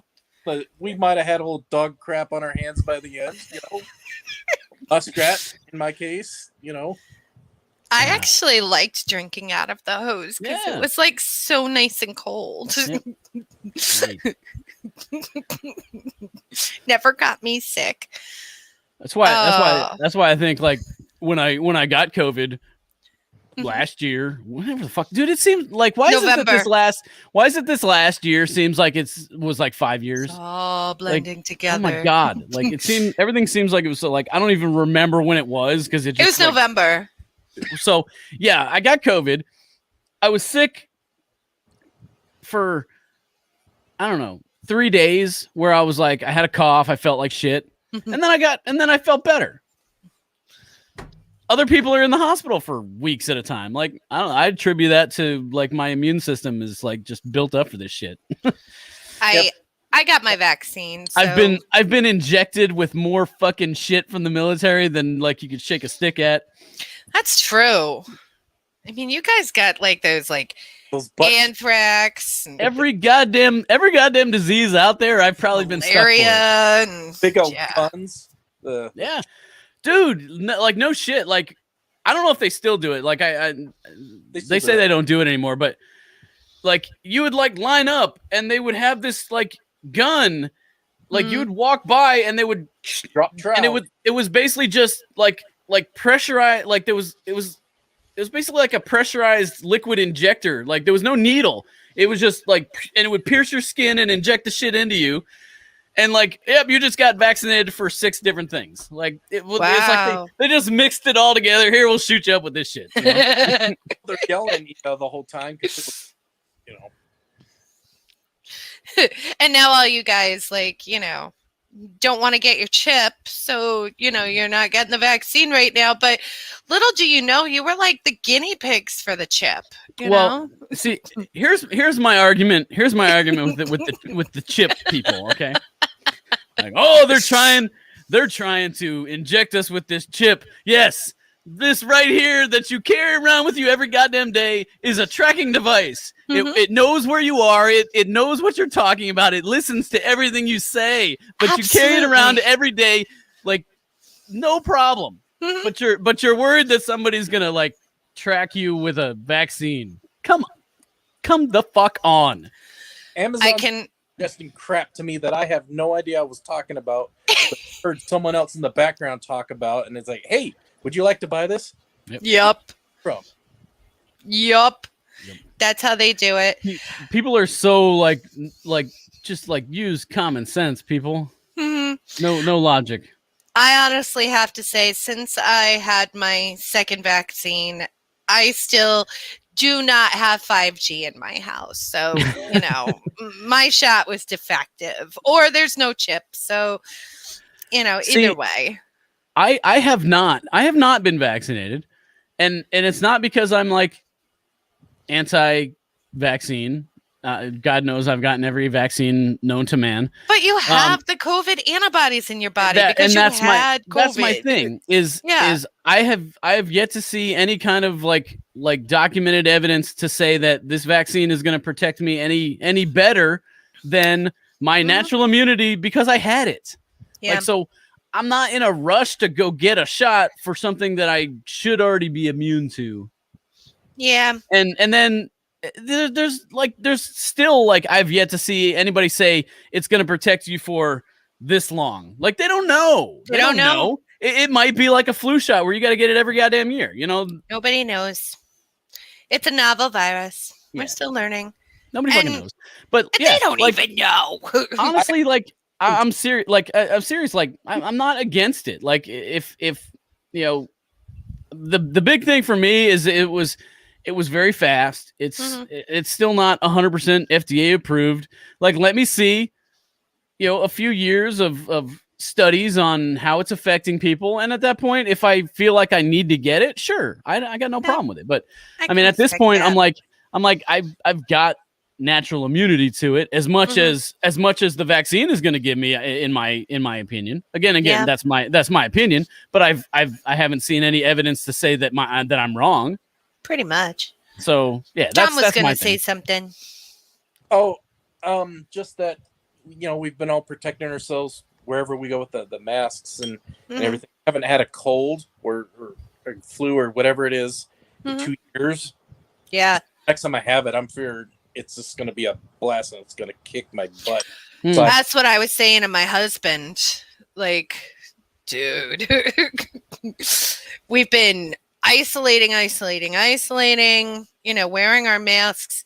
We haven't even had, like, besides seasonal allergies, we've had no illnesses in like 2 years. Well, it's like you I'm see people scared. posting that shit, like flu numbers are down and this and that, and people are like, yeah, it's amazing what, like, staying away from people and washing your fucking hands will do. Dude, seriously. Seriously.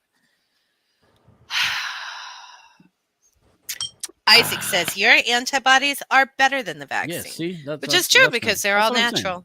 They're all natural. I had the virus, my body fought it off. Mhm. I'm good. Why go get a shot that I don't need to get? Mm-hmm.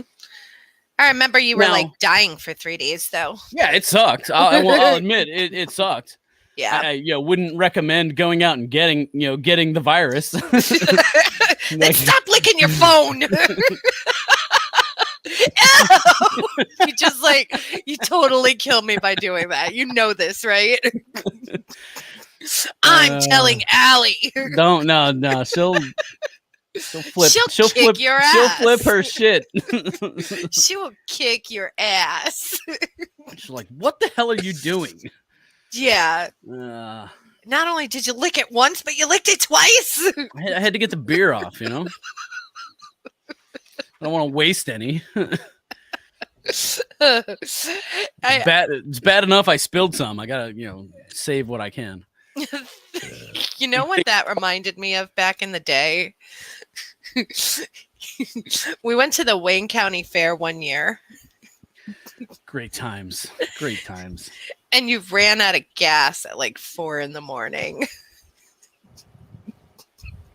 It's been known to happen, Broke ass teenagers can't afford gas, Well, there weren't any gas stations that were 24 hours back then. Yeah, facts.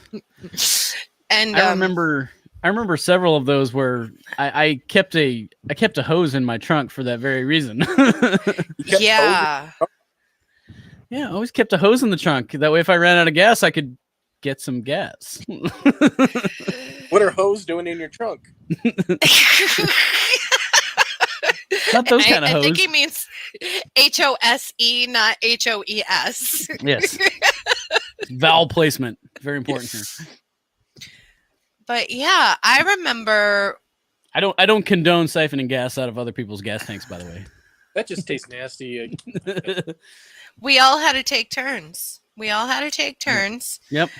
And I swallowed. Oof. That's a very brave statement to make on the internet. I don't know if you remember that, but yeah, I remember I puked. And all you guys laughed. Yeah. You're not making it any better on yourself right now. You didn't hear what he just said because you were.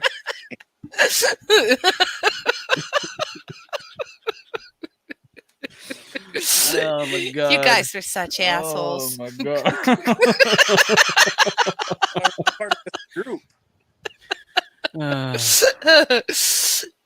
It sucks being the only girl. Yes, we took turns with the hose.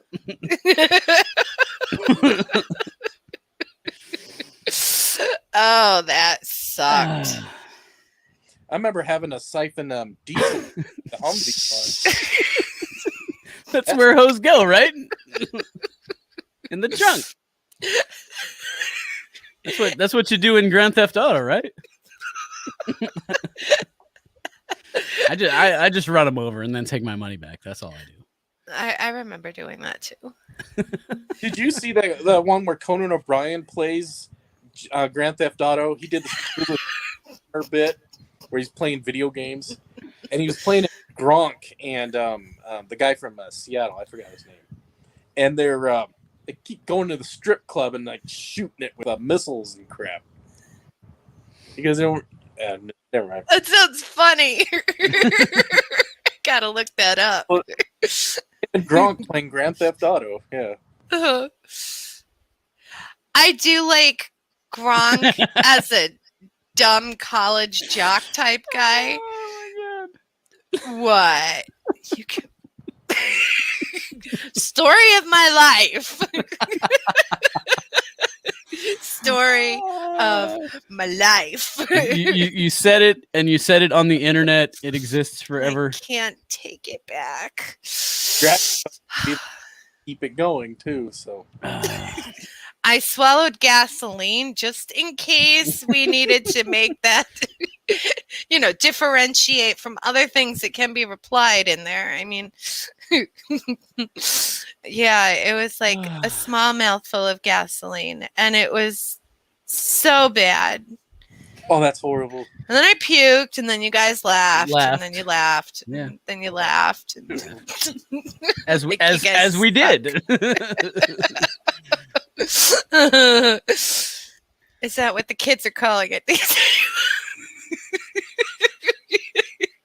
Yeah. There's no getting away from it now. There's no getting away from it. It lives forever. Just I was total tomboy, so I was I was like one of the guys. Yeah. No. Knee slapper.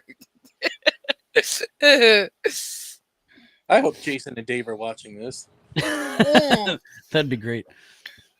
Because we got to keep reminding her about that. Oh, jeez.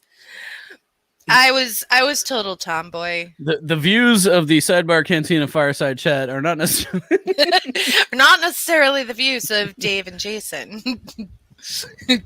And sometimes not even Lunar Girl. You said it. I didn't.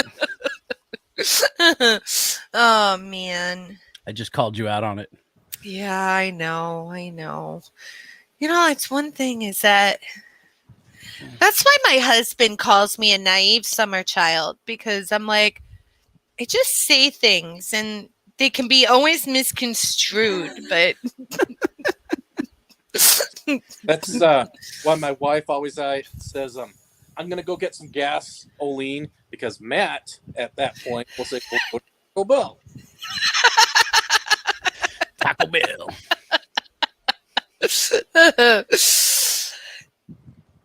Things that Lunar Girl says are not opinions that Lunar Girl subscribes to. That's true.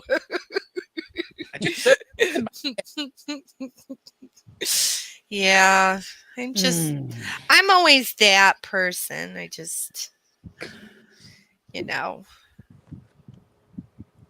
they live right next to a Taco Bell too.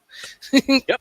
Well, Broadway Avenue in Boise, Idaho, it's got all the restaurants and then it ends in the blue turf, and I live right at one end of it, so it's. I need to make a new sign.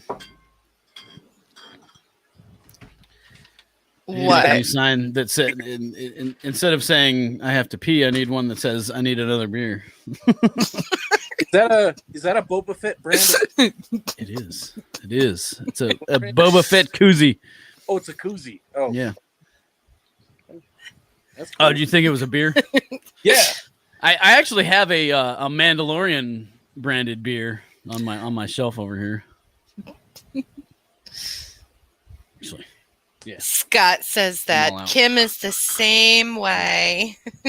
Makes for fun banter at night. Yeah, sometimes it does, and then sometimes it's like.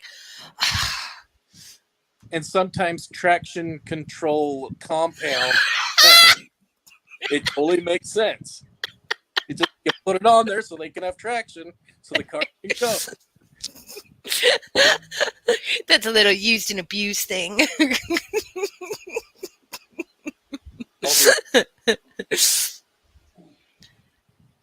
Oh my gosh, Nick was behind the curtain. I wasn't watching until I saw the curtain moving. I'm like, dude, you've got critters. Oh. This is the way Moss Eisley IPA. Wow. A big can. Yeah, it's a huge can. Is that in the blinker fluid aisle? Okay, I'm sure Isaac has absolutely no clue. Okay, but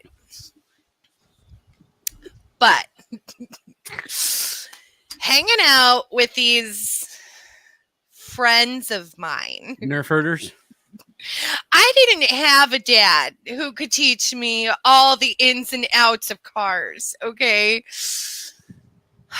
I remember once upon a time, I got my first car when I was 18. And, you know, it's always a hand-me-down car when you're in the 90s. My blinker wasn't working. And some asshole told me that my blinker fluid must have been low. I don't know who that was. Oh, I think you do. What a dick. He was a dick. What a dick. Because who would do such a thing? Because then I went back and told my boyfriend, no, it wasn't when I was 18. When I was 19, when I had a boyfriend and my blinker went out and I said, oh, I must need some blinker fluid, you know, trying to impress him. My boyfriend had a field day with that one. And I'm like, how was I supposed to know? How was I supposed to know? When you don't have a male figure in your life to teach you these things and you have like a shit ton of guy friends and they say it with like stone face, like, oh, you know, when your blinker's out, that just means that you need some blinker fluid. And I'm like, oh, okay. I'll remember that. And I did remember that and tried to impress my new boyfriend. And yeah, he had a field day. He still, let's see. And Dragon Buddy says he did have a field day with it. And Scott says he has done this. Isaac's just laughing. What a dick. You guys were dicks. Because it wasn't just you. I believe, I don't know, maybe Vin was there. Dale probably was not there. Because Dale would have said Cal. They're just fucking with you. Dale was so nice to me. Dale was always like the voice of reason and trying to be the nice guy. Yeah. Trying to talk us out of all the stupid shenanigans we used to do. Yes. But one thing I will say, like Dale would always try to talk us out of doing stupid shit, but he would always be right there with us when we ignored him and did it anyway. Yes, that is true. That is true. Dale's a true friend. You're like, dude, that's stupid. Let's not do this. Okay, all right, we're doing it. All right. Would you guys venture to guess what my middle name is? What's that? Would you want to guess what my middle name is? Your middle name? Is it Dick? Dick. Real name is Rich, but we called him Richard. Dick. That's my middle name. That's great. So I am a dick. Yep. A true dick. And you have an excuse. If you... Never mind. It's going to be held against me. Blinker fluid. Yeah, asshole. Hey, you gotta understand. You're like in the scenario of our group of friends. You're like our sister. I know. All of you guys, my brothers. We're gonna fuck with you like you're our sister. I know. I always loved it. I accepted it. Every once in a while, I had a good singer back. I mean, every once in a long while. But that being said, we were the only ones that could fuck with you. Yes. Because if somebody else tried to fuck with you, yes, they were going to get some shit. Yes. Yep. That was always awesome. And because You're like, you hey, know, hey, only we can do that. that's our Leave word. her alone. Nerf herder. Yeah. Yeah, and you know, to pay you guys back, I used to like help you with schoolwork and I was the serious one. Yep, I still remember like all nighter doing like senior year term paper. Gosh. Ugh. We finished it at 6 a.m. Yeah, just in time to hop on the bus. to hop on the bus. No, you drove me to school. That's true. Yeah, I was driving at that time. Yep. Yeah, you drove me to school. Isaac says once he sent his son into AutoZone to get blinker fluid. It's an important lesson to learn, you know? Oh, yeah. Okay, so see, like that whole thing right there was training for me for when I went into the military as an aircraft mechanic, because that's the kind of shit that gets pulled on the new guys. Like I learned to be suspicious of like weird sounding things. So like I didn't fall for a lot of the stupid BS that they do. But then of course I turned around and I did it to all the new guys that came in that were stupid enough to fall for it. Oh, you know. yeah. You know, go in and go get a bottle of K9P. Oh.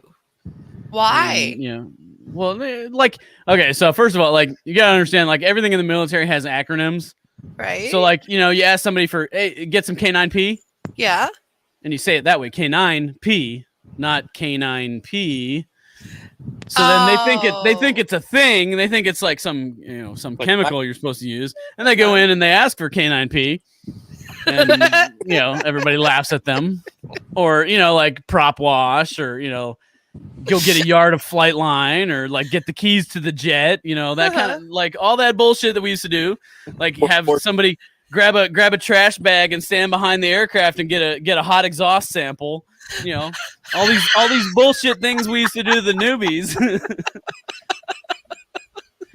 Got my training by telling you needed blinker fluid. Yeah. I'm sure there were other things other than blinker fluid, but that one has haunted me because I think that was when my childhood with you guys was like instantly bridged to my adulthood with, you know, because Dragon Buddy was my boyfriend, and now he never lets me forget it. You guys never let me forget it. Of course so not. Like this just carried on for my entire life. Like childhood meets adulthood, and there's the bridge. Yep, Isaac. Hot exhaust samples. That was a thing. Yeah, you'd have the dumb noobs standing behind the aircraft with a trash bag. I could picture that. I would probably be the dumb noob. It was all in good fun, you know. I feel sorry initiating them, but you know you can't do that anymore because it's hazing. What? So, you know, the fun police had to come and take that shit away. Oh, I hate that. Yeah, basic training. You can hold up. I think it's called an aggravation card or red card or something like that. Ugh. To your drill sergeants. I can't handle it. Time out. Oh. Stupid. Yeah. The fun police had to take away a lot of that stuff because like people that like couldn't handle a little bit. I get. Like to me, there's a distinctive line between like fun ribbing and initiating someone into the group and hazing, true hazing. Like hazing is like that's like physical. You're like doing shit to a person that they may not want to be done to them. Like you're beating the shit out of them, or you're making them do things that they shouldn't. But like something that just makes them feel a little embarrassed. That's not hazing. It's good fun, and it's to show you, hey, okay, we're accepting you into our group. We're gonna give you a little shit, but you're part of us, you know. But no, can't do that shit because people can't handle it. You guys have been hazing me since I was 6 years old. Assholes. Hell yeah. Assholes. Yeah, when is the hazing period done? Yeah. It's an ongoing process. At least, like, I don't do dumb things like eat snakes when I'm drunk. Hey, that snake was fucking good. Ugh. What's You wrong have with no idea. Yeah, nothing wrong with eating snake. Snake's awesome. It's tasty. Everybody had some except, well, you. Well, thank God. I mean, I was driving up. Had I had gotten there before you ate the snake, I probably would have taken the snake and whipped it into the pond. No. See, I was sober. I was sober when I got there. Idaho, we eat rattlesnake all the time. This was some, like, I don't know, like lake snake. It was some kind of a water snake. It was an eastern water snake. Yeah. Snake is a snake. They're all good. What year was that? Well, that's 4 years because it was my 40th birthday, right? Shit, yeah. So it was 4 years ago. So what was 4 years ago? 17. 17? 2017? So was it 2017? Was it July 2017? It just showed up in the memories a couple days ago on Facebook. Danger Noodle. Isaac said, Danger Noodle. Yep. Yes. That dude's There we funny. go. There we go. Party snake. Oh, yeah. Party snake. That's when Zima made a comeback. They did the re-release of Zima, so we bought a case. And I brought the Jolly Ranchers. Yep. And if you can see in there's a Jolly Rancher in the bottom of the Zima. It's Zima. That's right. I left you guys to go pick up Dragon Buddy because he got out of work. And when I came back, I found out that you ate snakes. Yep. Like, and then, there it is, gross. Skinned up and his head chopped off with a knife there. Ew. It's like there it was, all grilled up. Ew. It was good, tasty. It's like eating squirrel or rabbit. I have never had squirrel. I have had rabbit. I will never have rabbit again not because I think it's mean or anything like that. It's just that the older I get, I'm starting to develop those female, I don't know, emotions. And like now all I can picture is like little baby rabbit saying, "Where's my mommy?" And like, well, mommy just went on a grill. So like I can't. And mommy was fucking tasty. Yeah. Olsen, Dragon Buddy loves rabbits. I can't do it. We used to do these things like in the summertime. We would do these little like camping excursions where like we would just go out and we wouldn't bring anything with us. We would just like, we'd bring like, I would always bring the 22 and we'd bring some fishing rods and stuff. And we would just like survive on the land for as long as we could. Well, I can very easily do that, but not with. So we'd go out there for like, sometime, maybe it was a week. We'd go out there and like, we weren't too far away from home. So we could always, if we were starving, we could always go home. Mm-hmm. But like, we'd go out there, we'd live off the land and like we'd eat, we'd shoot some squirrels or chipmunks or go get some fish. And, that was fun. Like living off the land. It's okay to eat fish though, because they don't have any feelings. Yeah. So, no, seriously, I love fishing. I haven't fished in a long time. That was a Nirvana reference for any of you younger folk that might not get that one. Don't eat fish. You can't live in Idaho. I think we're all pretty much the same age. So, but yeah. From the Chris Novoselic to my Kurt Cobain. Oh, yeah. I wanted to be David Grohl. Can't be Dave Grohl. 77. Yeah, 77. What was that? 77? What? Born in 77.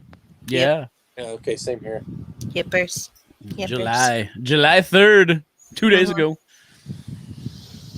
You are a month and 5 days older than Dragon Buddy. I don't like being older than people. So Tell me about it. My birthday's in freaking January. mine's in December, so it's cold. Yeah. So Yeah. where in December did you guys grow up? Or where in Pennsylvania did you guys grow up? Sorry. Bumfuck Northeast PA. It's a teeny tiny country backwoods rural town called Pleasant Mount. Downtown Pleasant Mount was maybe a quarter mile long, and it had one country store that had no tapes. stoplights. No stoplights, 3 churches, a shit ton of bars, and a community stuff, center. Yeah. The closest city that anyone ever recognizes is Scranton. So if you know where Scranton, PA is, we're close to that. Well, have you guys ever seen The Office then? Of course. He hasn't. I have a confession. Are you gonna fucking tell me that you've never watched The Office? Because I swear to God, I'll fucking I'll turn your stream off. I'm not going to say that. I have watched several episodes of The Office, but I just didn't like it. I'm so fucking disappointed in you. I'm sorry. I didn't like it. I'm so fucking disappointed in you. Dragon Buddy. He doesn't like it either. Brady. Hi, Brady. Dragon Buddy, you need to fucking handle your house there. He doesn't like The Office either. So, Who do you think the Strangler is then? huh? The Scranton Strangler. It was a bit in The Office. Oh, you wouldn't know that because you're not a fan. I wouldn't know that. Reynolds is the Scranton Strangler. Brady, what's up, Brady? all you've missed is that Kelly swallowed and then threw up. Gasoline. and then she needed blinker fluid. She added gasoline later. Well, we were talking about siphoning gas. I thought it was implied. Well, I was talking about siphoning gas. You guys were talking about hose in the back seat. That's right.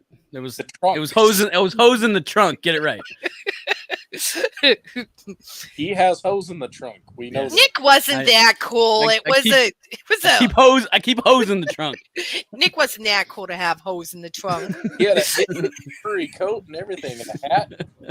You were the short, little, tiny, skinny kid. I was. Wasn't there a WWE wrestler that was a pimp and he came out with all those ladies? Probably. Big Papa Pump? Was it Big Papa Pump? No, he was just a jack dude. Yeah. That was. What was his name? I can't remember his name. Godfather. That's it. Oh, I don't remember. It's gonna piss me off. Jamie, pull that shit up. Who was that? Big Papa Pump. Big Papa Pump's in the house. Big Papa Pump. He had the Scott Steiner. Ah, yes. That was Scott Steiner when he came back all roided up. Like yes. Yes. Because before that he was just like a normal average. I mean, he was a well-built dude, but he was just like real wrestling, like wrestling. Like that was the guy he was, yeah. Mm-hmm. And then he like took a summer off and roided up and got all jacked and came back as Big Papa Pump. Mm-hmm. He and his brother were kind of boring beforehand with the whole headgear and everything. Used and abused. He knows wrestling. Scott knows wrestling. Dragon Buddy says he was your hookup. Holla if you hear him.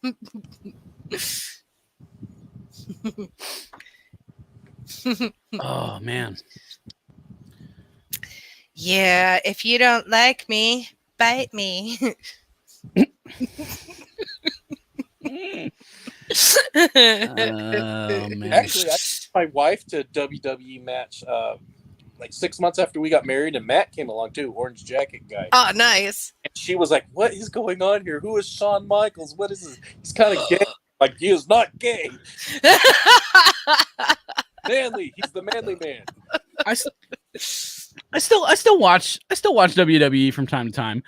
I'm not as big into it as I used to be, but I used to be. I still keep up with it. Like I said earlier, the very late 90s and almost all of 2000 to 2010, it was dedicated to Nickelodeon and sometimes the Disney Channel. So, like, I lost all of that. I miss it. I would love to get back into it. Wrestling was always great entertainment. I still can't get past the fact that you're not. Oh, you don't like The Office. What the fuck? You realize that like all the memes that you're gonna get from now on is gonna be Office shit. Well, you don't like corn, so you could suck it. Okay, listen. I didn't say I didn't like corn. I said after a certain point, corn just kind of became meh. You said like after the year 2000, corn became meh, and I'm like, dude, that's 21 years of corn music. So like, whatever. You don't know. You can have your Office. Corn's better. I'm totally ignoring everything Kelly's saying right now, and I keep on going back to your shirt. I was wearing the same exact shirt yesterday, man. So awesome, dig it. Who, me? No, fucking Tom. Tom's shirt? Yeah, the Boba shirt. Oh. I was wearing the same shirt yesterday. I was like, dude. I in keep 2017 with Party Snake, you were wearing that shirt. Yeah, I keep on going back to it. My birthday, so I got 2 of them. Yeah, it's a great shirt. Yeah, like I keep seeing it, but we're talking about something else, and I keep forgetting to bring it up, and then like Kelly was droning on about fucking corn, and I didn't care. So you sound like my husband. In fact, my husband did say, "Nick, I say that phrase so many times a day. Like, what the fuck, hell? Shut up, Dragon Buddy."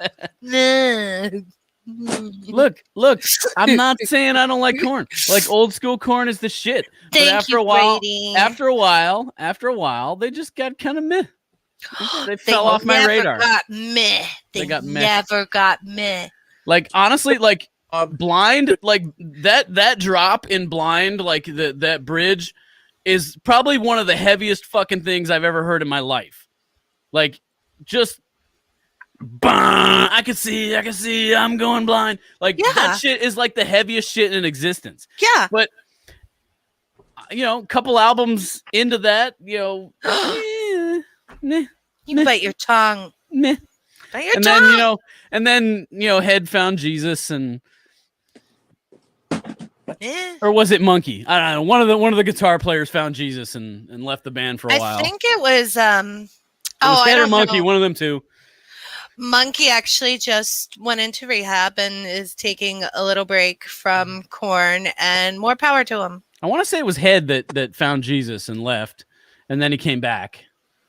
Because Brady, the pull of that money, like I need to get back into corn because I'm not making any money anymore.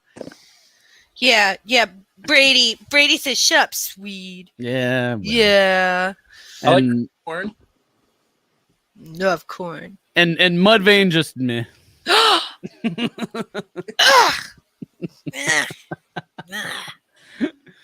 What happened to you?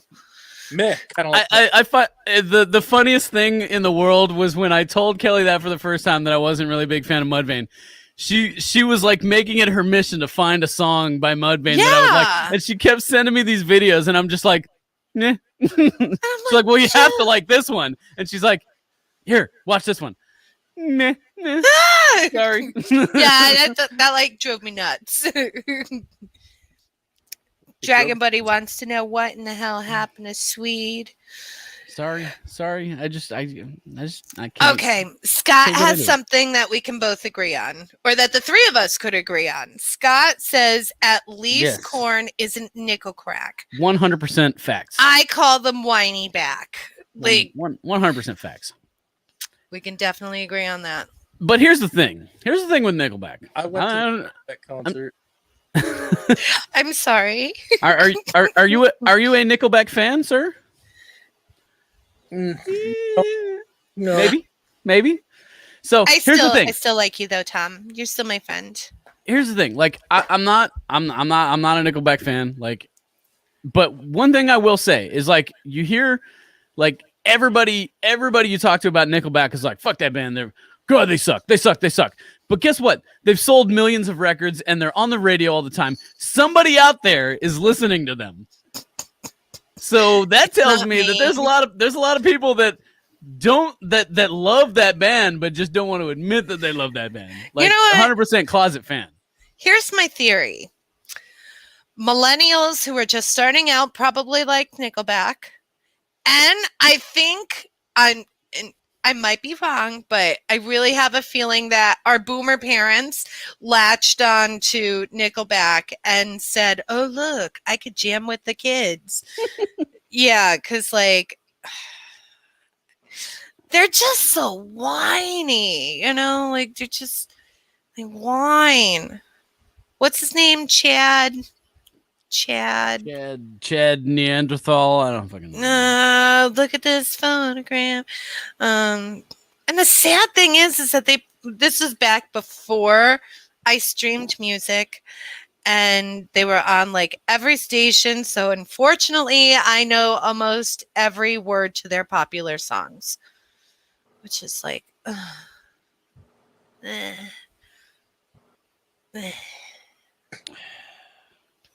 So I'll ask you guys a question. What Chad is Kroger. Sorry. I'm sorry to interrupt. Go ahead, Tom. the name of Boba Fett starship? Slave One. No. Yeah, that's right.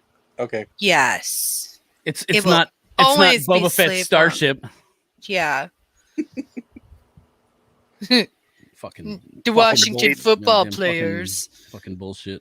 Washington football players. Boba Fett Bunch of- starship. Whatever. Bunch of bullshit right there is what that was. Yeah, it was. Yeah, it was. Trying to find something. What the? There we go. Hang on. I got something. I got something here. Since we're talking about Nickelback. Look at this photograph. That was. I'm short. Yeah, every time I see this picture, I'm amazed at the symmetry of like from tall to short, like that we did there. Then again, we are standing and up slow. it wasn't even intentional. It was just that's the way we were standing, and Yeah. I was like, and yeah. See, there you go. I'm wearing the Boba Fett shirt. Yeah. That looks like you have 5 bars there on your cell phone. Yeah, cell phone. Yeah, that's true. That's true. Yep, that was 4 years ago. When I turned the clock on 40. Yeah, and I welcomed you to the 40 Club. Yeah. Now I'm bored and old. Thank God. Oh, go ahead, Tom. Sorry, there is a place called 44 Club here in Boise, but it's a strip club, and from what I hear, it's a pretty nasty one. So that's not what I mean when I say welcome to the I'll have to take 44 Club. Damn it! And anyone that didn't get that reference, that was another Nirvana reference, but just throwing that out there. I don't know if everybody caught that one, but Wait, what'd you say? Huh? Wow. What? So you didn't even catch it? Fuck. I was reading the chat. Kelly is the bar slipping, that Nurch. pisses you You're slipping. off because I'm sorry. What'd you say? I said I was talking about how I turned 40 that year in that picture, and then I said now I'm just bored and old. Oh yeah. Teenage angst has paid off well. One of the greatest lines Kurt Cobain now ever I'm wrote. bored and old. Yeah. Yeah. I can't say that I'm bored.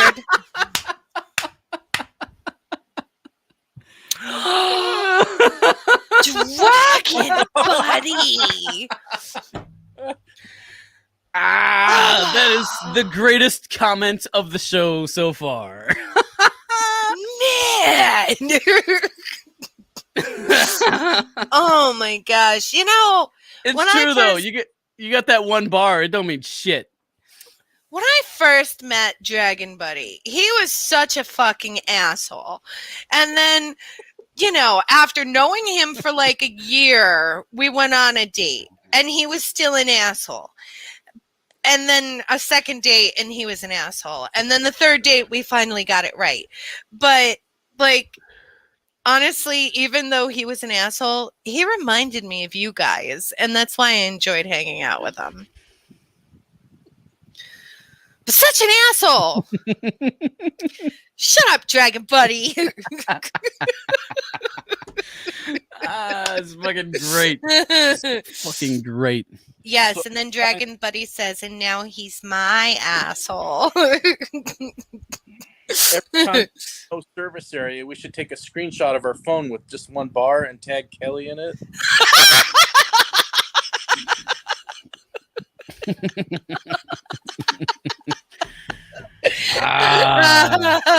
It'd be so funny. You know what? Hang on. I'm doing it. I'm doing it right now because I got one bar. You're such a dick. One bar anymore. It's called Kelly. I'm going to read what Scott is doing. Have any of you heard the song Side of a Bullet by Nickelback? It was written about Dime. The guitar solo combines outtakes by Daryl, originally meant to be used on the Pantera album's Vulgar Display of Power and Far Beyond Driven. I have never heard of that song, but I will look it up because that sounds pretty interesting.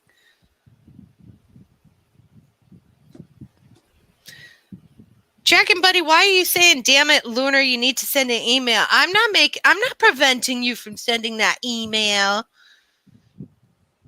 Send an email.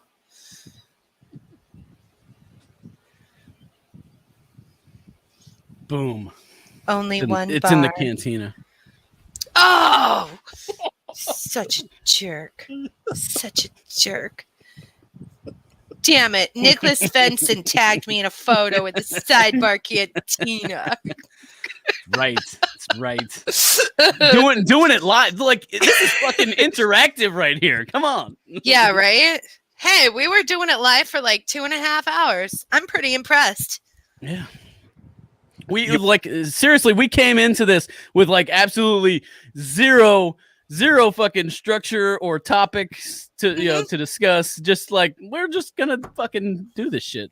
Just because we miss Dave and Jason and the regular Sidebar Cantina and Kristen with the cool ice cups and we didn't get any of that today. Yeah.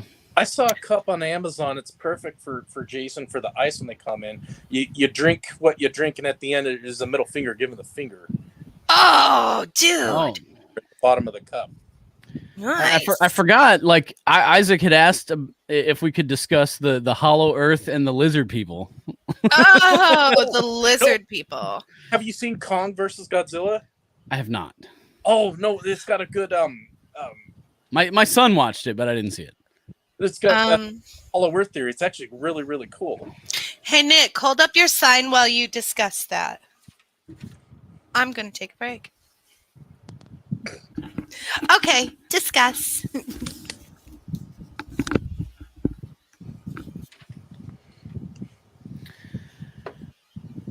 Okay, yeah, so Hollow Earth, what?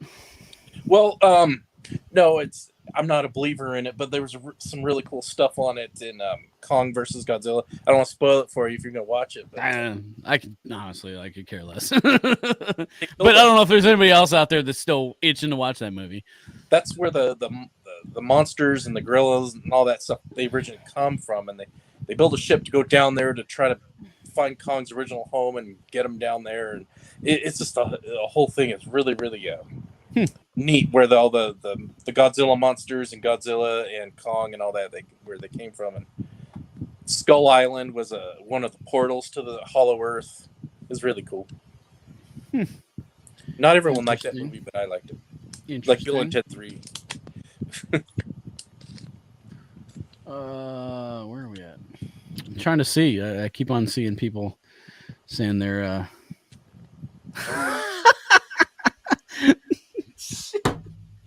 I pulled up the Cantina. I just saw your post, man. Which one? Or not? Sorry, not your post. Sorry. the other Jensen. Oh, I remember to top off your blinker fluid. Oh, yeah. They actually a blinker fluid. Or for April Fool's Day, the old the AutoZone. That's what they call it around here. The car part shops. April Fool's Day, they actually had a coupon for a bottle of blinker fluid. Kel's gonna love the Sidebar Cantina Facebook page because it's all full of shit making fun of her. That's great. Love it. You should post that picture, the picture you showed the friends up there.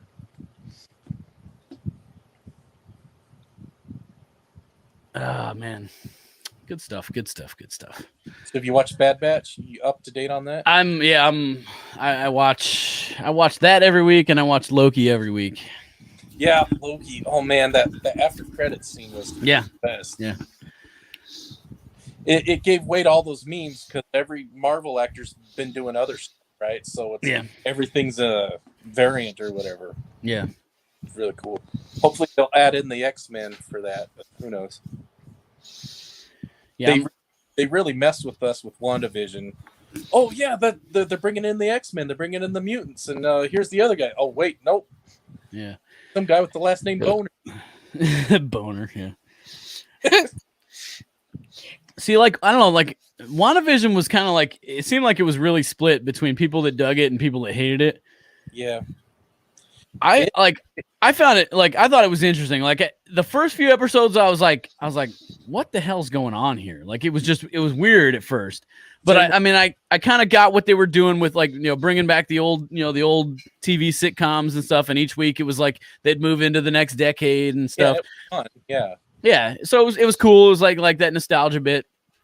And then after a while, I was like, okay, I think I get where they're going with this. And I mean, it turned out cool. I thought it was cool. The white and the Quicksilver stuff was really cool. Yeah. I just have to say, I'm just browsing through the chat, and Scott tagged me in Matt's post, so like, oh great. So I was saying you're gonna love the Sidebar Cantina because I know. Feels just like childhood. Yeah. And in my rear view, where the blinker is, and it rained. When it rains, it does fill up with fluid in there. So is that blinker fluid? See, I told you blinker fluid was a thing. Next time it rains. Look, Kelly, real blinker fluid. Yeah, my friends were assholes. And then Matt says, have Kelly describe the water pump gasket for a 97 Toyota Tacoma. Honestly, I have no idea. I don't even know what that looks like. So I know nothing about cars. That's why I pay people to fix them. Yeah, Kelly's extent of cars, like, it's basically it's a garden hose in a gas tank. That's well, my Ford Taurus I used to know under the hood, just here and back, like the back of my hand. And then I've recently acquired a Prius just because of the gas mileage. I can go better. I opened the trunk on that the hood, and I have no idea what's going on in there. The freaking hybrid engines. It's so freaking confusing. It's a whole mess of stuff I don't know anything about. What is it, like half computer now? I'm a computer. You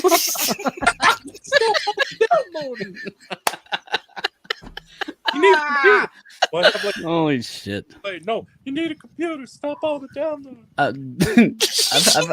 I've had entirely too much to drink over the last 4 days. Oh my god! Have some strawberry lemonade. It's water. Your body loves water. There's Your water. liver's probably craving water. There's water in here. There's water. It's one of the 4 main ingredients in beer. Water. I'm just drinking fan. What is in beer? Water, hops, barley, barley, and Depends on what. Yeah, I mean it depends on the type of beer. Oh, okay. I don't know. Oh man. Dragon Buddy's on his way home. Where's he driving from? He works. He's a supervisor for a cable company, telecommunications. Everywhere. Yeah. Okay. But his main office is about, I would say, just under 10 miles away. He has one of the most important jobs in the history of man. Providing He's the internet, cable guy. providing internet to people. Internet, phone, tomorrow and 10 a.m. and TV. 5 to 6 p.m. See, like the TV portion, like I can deal with that. Like honestly, I don't have any cable or anything like it. Like everything is internet based for me. Everything I have is streaming. Yeah, we stream. Yeah. So it's like as long as I have a solid internet connection, I give a fuck about anything else because I get whatever I want. I haven't watched regular TV in a while. I got the Tubi app. I got Disney Plus. I got Tubi, Pluto. I don't. We have Pluto.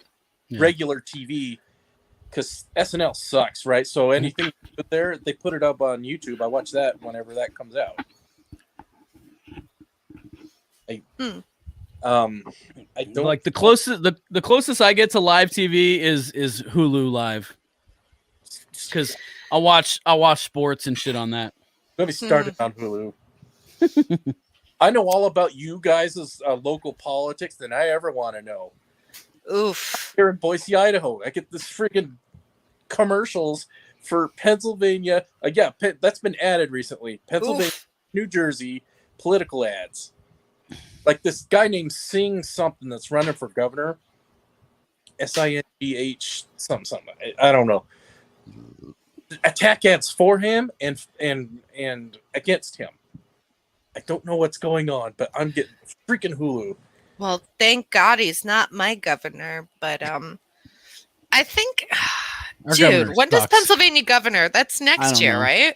Can't be soon enough though, because this dude's a fucking tool. Don't get me started. Yeah, I'm gonna stay away from politics. Don't want to get political here. That way. But yeah, Tom Wolf is a fucking douchebag. No, we can go over whose governor is more of a tool. Wolf is trying to turn Pennsylvania into New Jersey light. That's New Jersey light. Hey, why can't people from New Jersey pump their own gas? Are they that stupid? I don't know what the fuck that is. I have no idea. Stupidest thing I've ever heard. Like, I didn't know that was a thing. When I moved to New Jersey, I didn't know that was a thing. I pull into the gas station and I get out to fuck, and like this dude's like, whoa, what are you doing?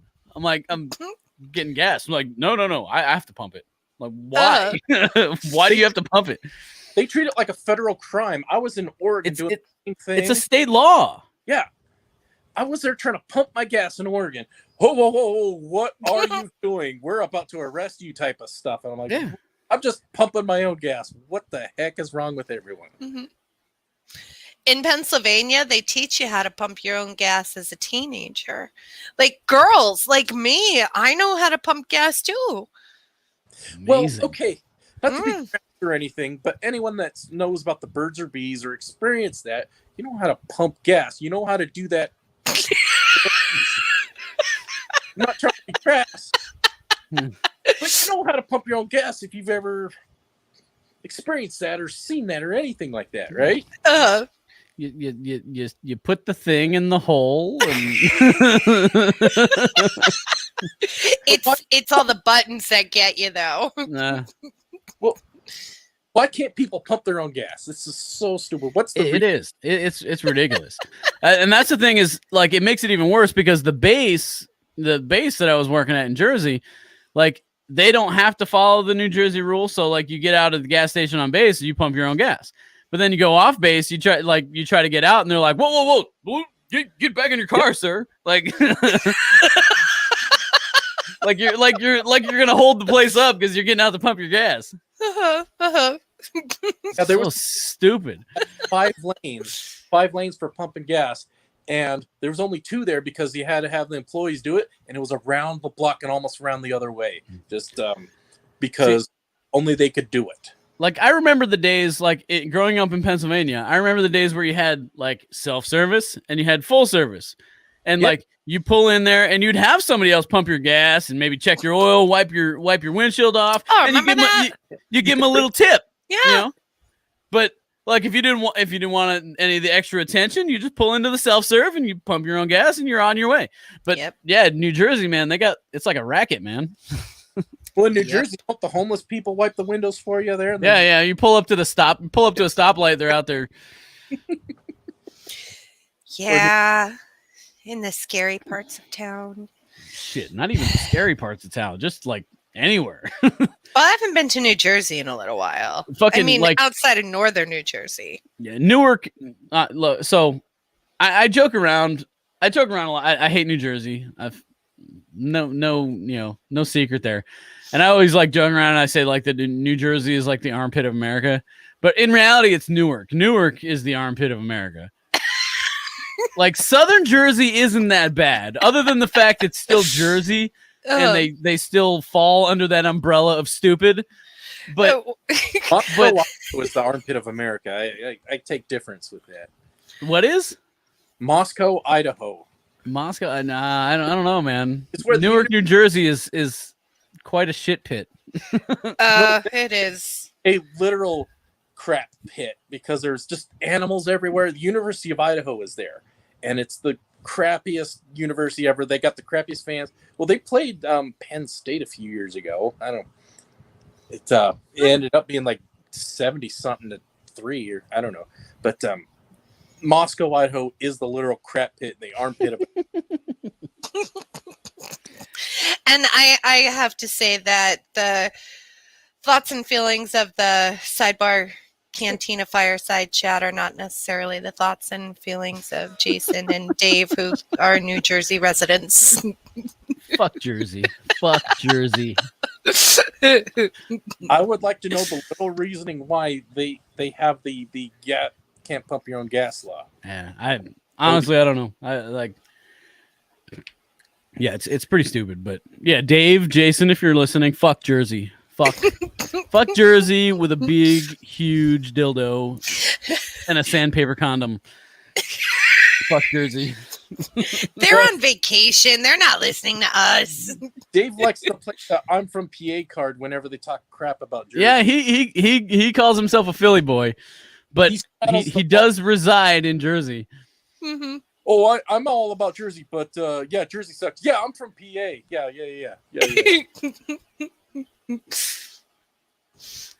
If you're from PA, you really don't like Jersey. No, fuck Jersey, man. Bunch of bitches. Mm-hmm. Yeah. And if you're from New York, fuck New York too. Fuck them. I like the Knicks. So yay, Knicks. I like the Bulls, though. I mean, you and your poser football teams. Poser football teams. Yeah, poser football teams. The New York Giants used to be in New York City. And then they moved to New Jersey because there's no room. And we needed a bigger stadium because they're just that good. Key words in that phrase, used to be. We needed a bigger stadium. There was no more room in this city. Buffalo is the only true New York football team. Bite your tongue. The rest of them are just fucking posers. There's only 3 sports teams actually in New York, and that's the Nets, the Knicks, and the Rangers. Everything else is Go Rangers! The Islanders are technically Buffalo's a New York team.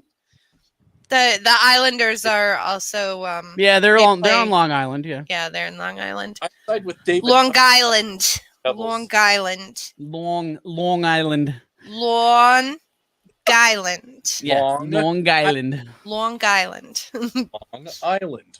Mm-hmm. Super Mario Brothers. I say Mario sometimes, and then other times I say Mario. It just, I don't know. It depends on what mood I'm in when it comes out of my mouth. You know, it's funny because like you coming from a New York background, like you don't have 100% of the same things that those of us that grew up in PA, in Northeast PA do. Like I literally had this happen to me once. I was in the military, and I said a specific phrase, and somebody said, "You're from Scranton, aren't you?" Did you say Hannah? I said Anna, yeah. Why did you say that? I hate that phrase. But it's not. It's so those of you that don't know the Northeast PA vernacular here, Anna is kind of like saying like, isn't it? Or like that's cool, Anna. And it's a thing that no one, like, I've never heard anybody else say it, but people from Northeast PA. And I said that in a conversation, and somebody's like, "You're from Scranton, aren't you?" And I never met this person before. And I'm like, damn close. How the hell did you know that I was from that area? And they're because like, you said Hannah. You said Anna. Yeah. Uh-huh. Yeah. Yeah. And like there's a lot of those Northeast PA things, like, you know, Route 80. Rude 80. Route 80. Yeah. Mm-hmm. It's not route, not route. It's Route 80.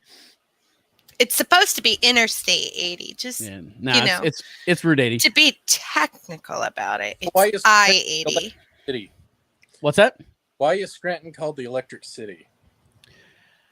That's a great question. It goes back to like the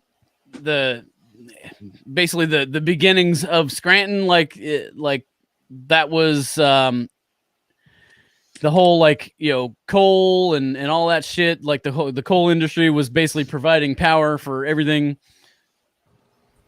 That's why they have the Anthracite Museum. Yeah, yes. The Anthracite Museum. You actually, we went there on school trips. Like, you go down, we did. You go down into the coal mine. 4th grade.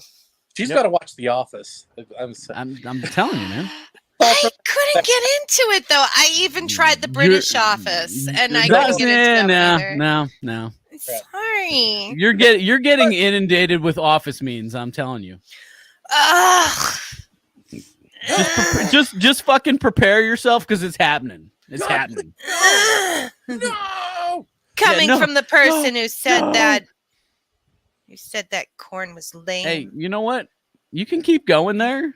That's fine. I will keep going. I'm okay with it. I'm okay with it. I will. As long as you're okay with getting a whole shitload of Office memes. Fuck. But I did give it a try. I mean, I always try things. I've always tried things. There is no try. Do or do not. Oh, you're gonna hold that against me. Dude. Hey, try that. Snake? Yeah, try that. I don't think I would try snake, but snake. I will try anything once. Oh, holy shit! What?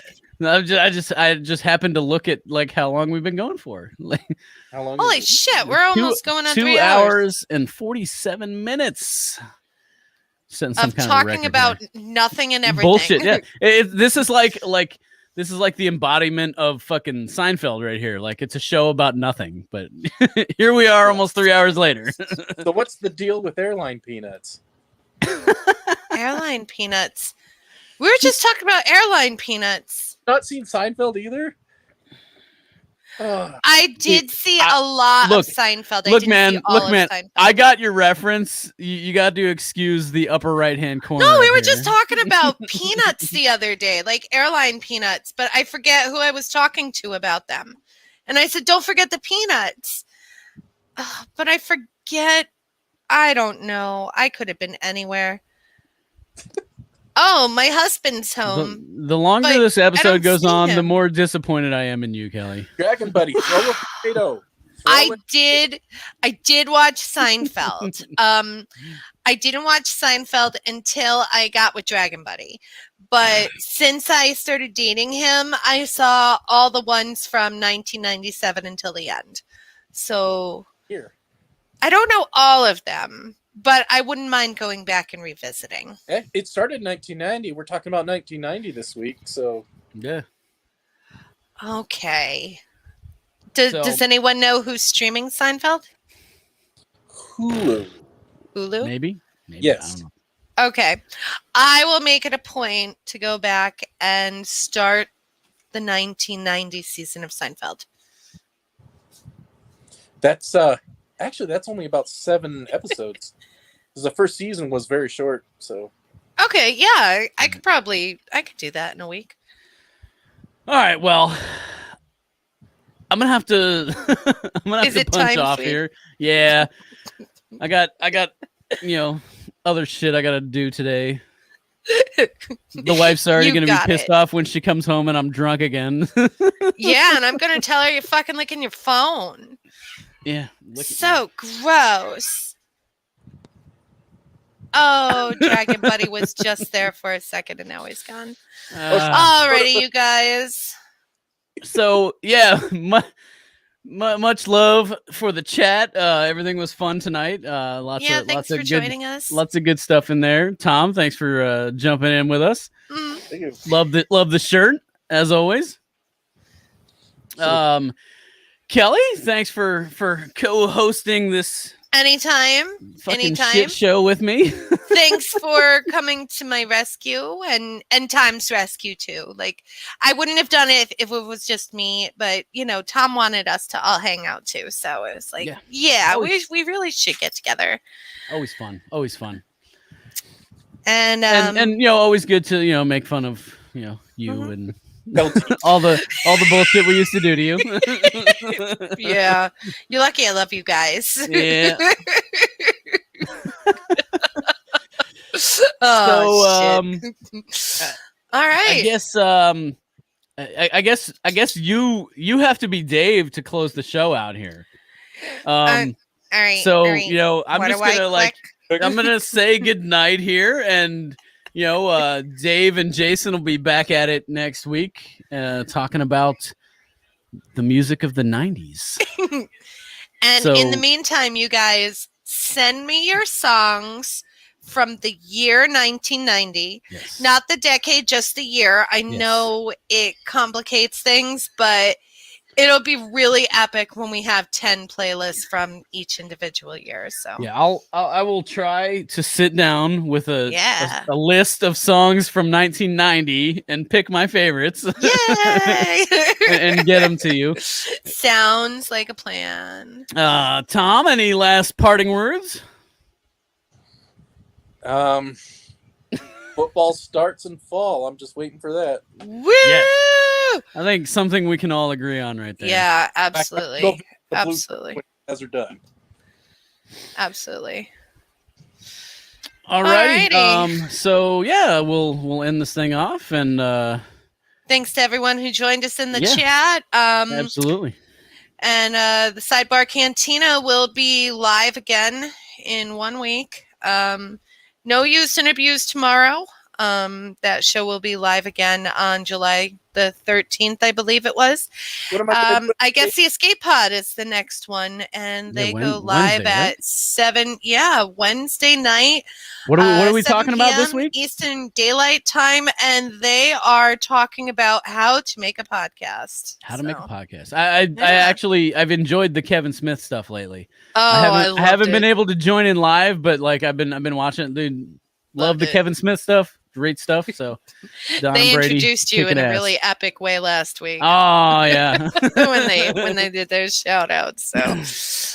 So yeah, well, hang on. Tom's got something. Well, the Orange and Fetch show got derailed because Matt's taking care of Grandma. He's kind of taking care of that till things are over. family first. Yeah. There's a whole thing there, but once that's over, we're starting up. It's just going to be a while. Just let people know. Sounds great, Tom. Cool. Family first. I always say you got to take care of your family and you got to take care of yourself. If you don't take care of yourself, you can't take care of your family. So, yeah, 2 most important things.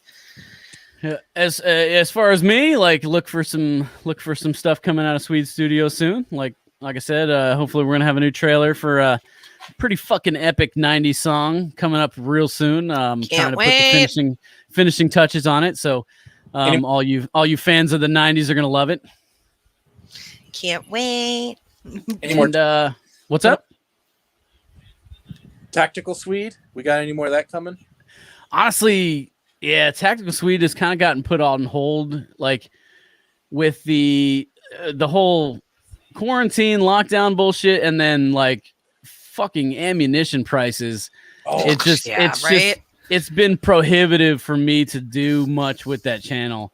Has that locked down with the prices and the.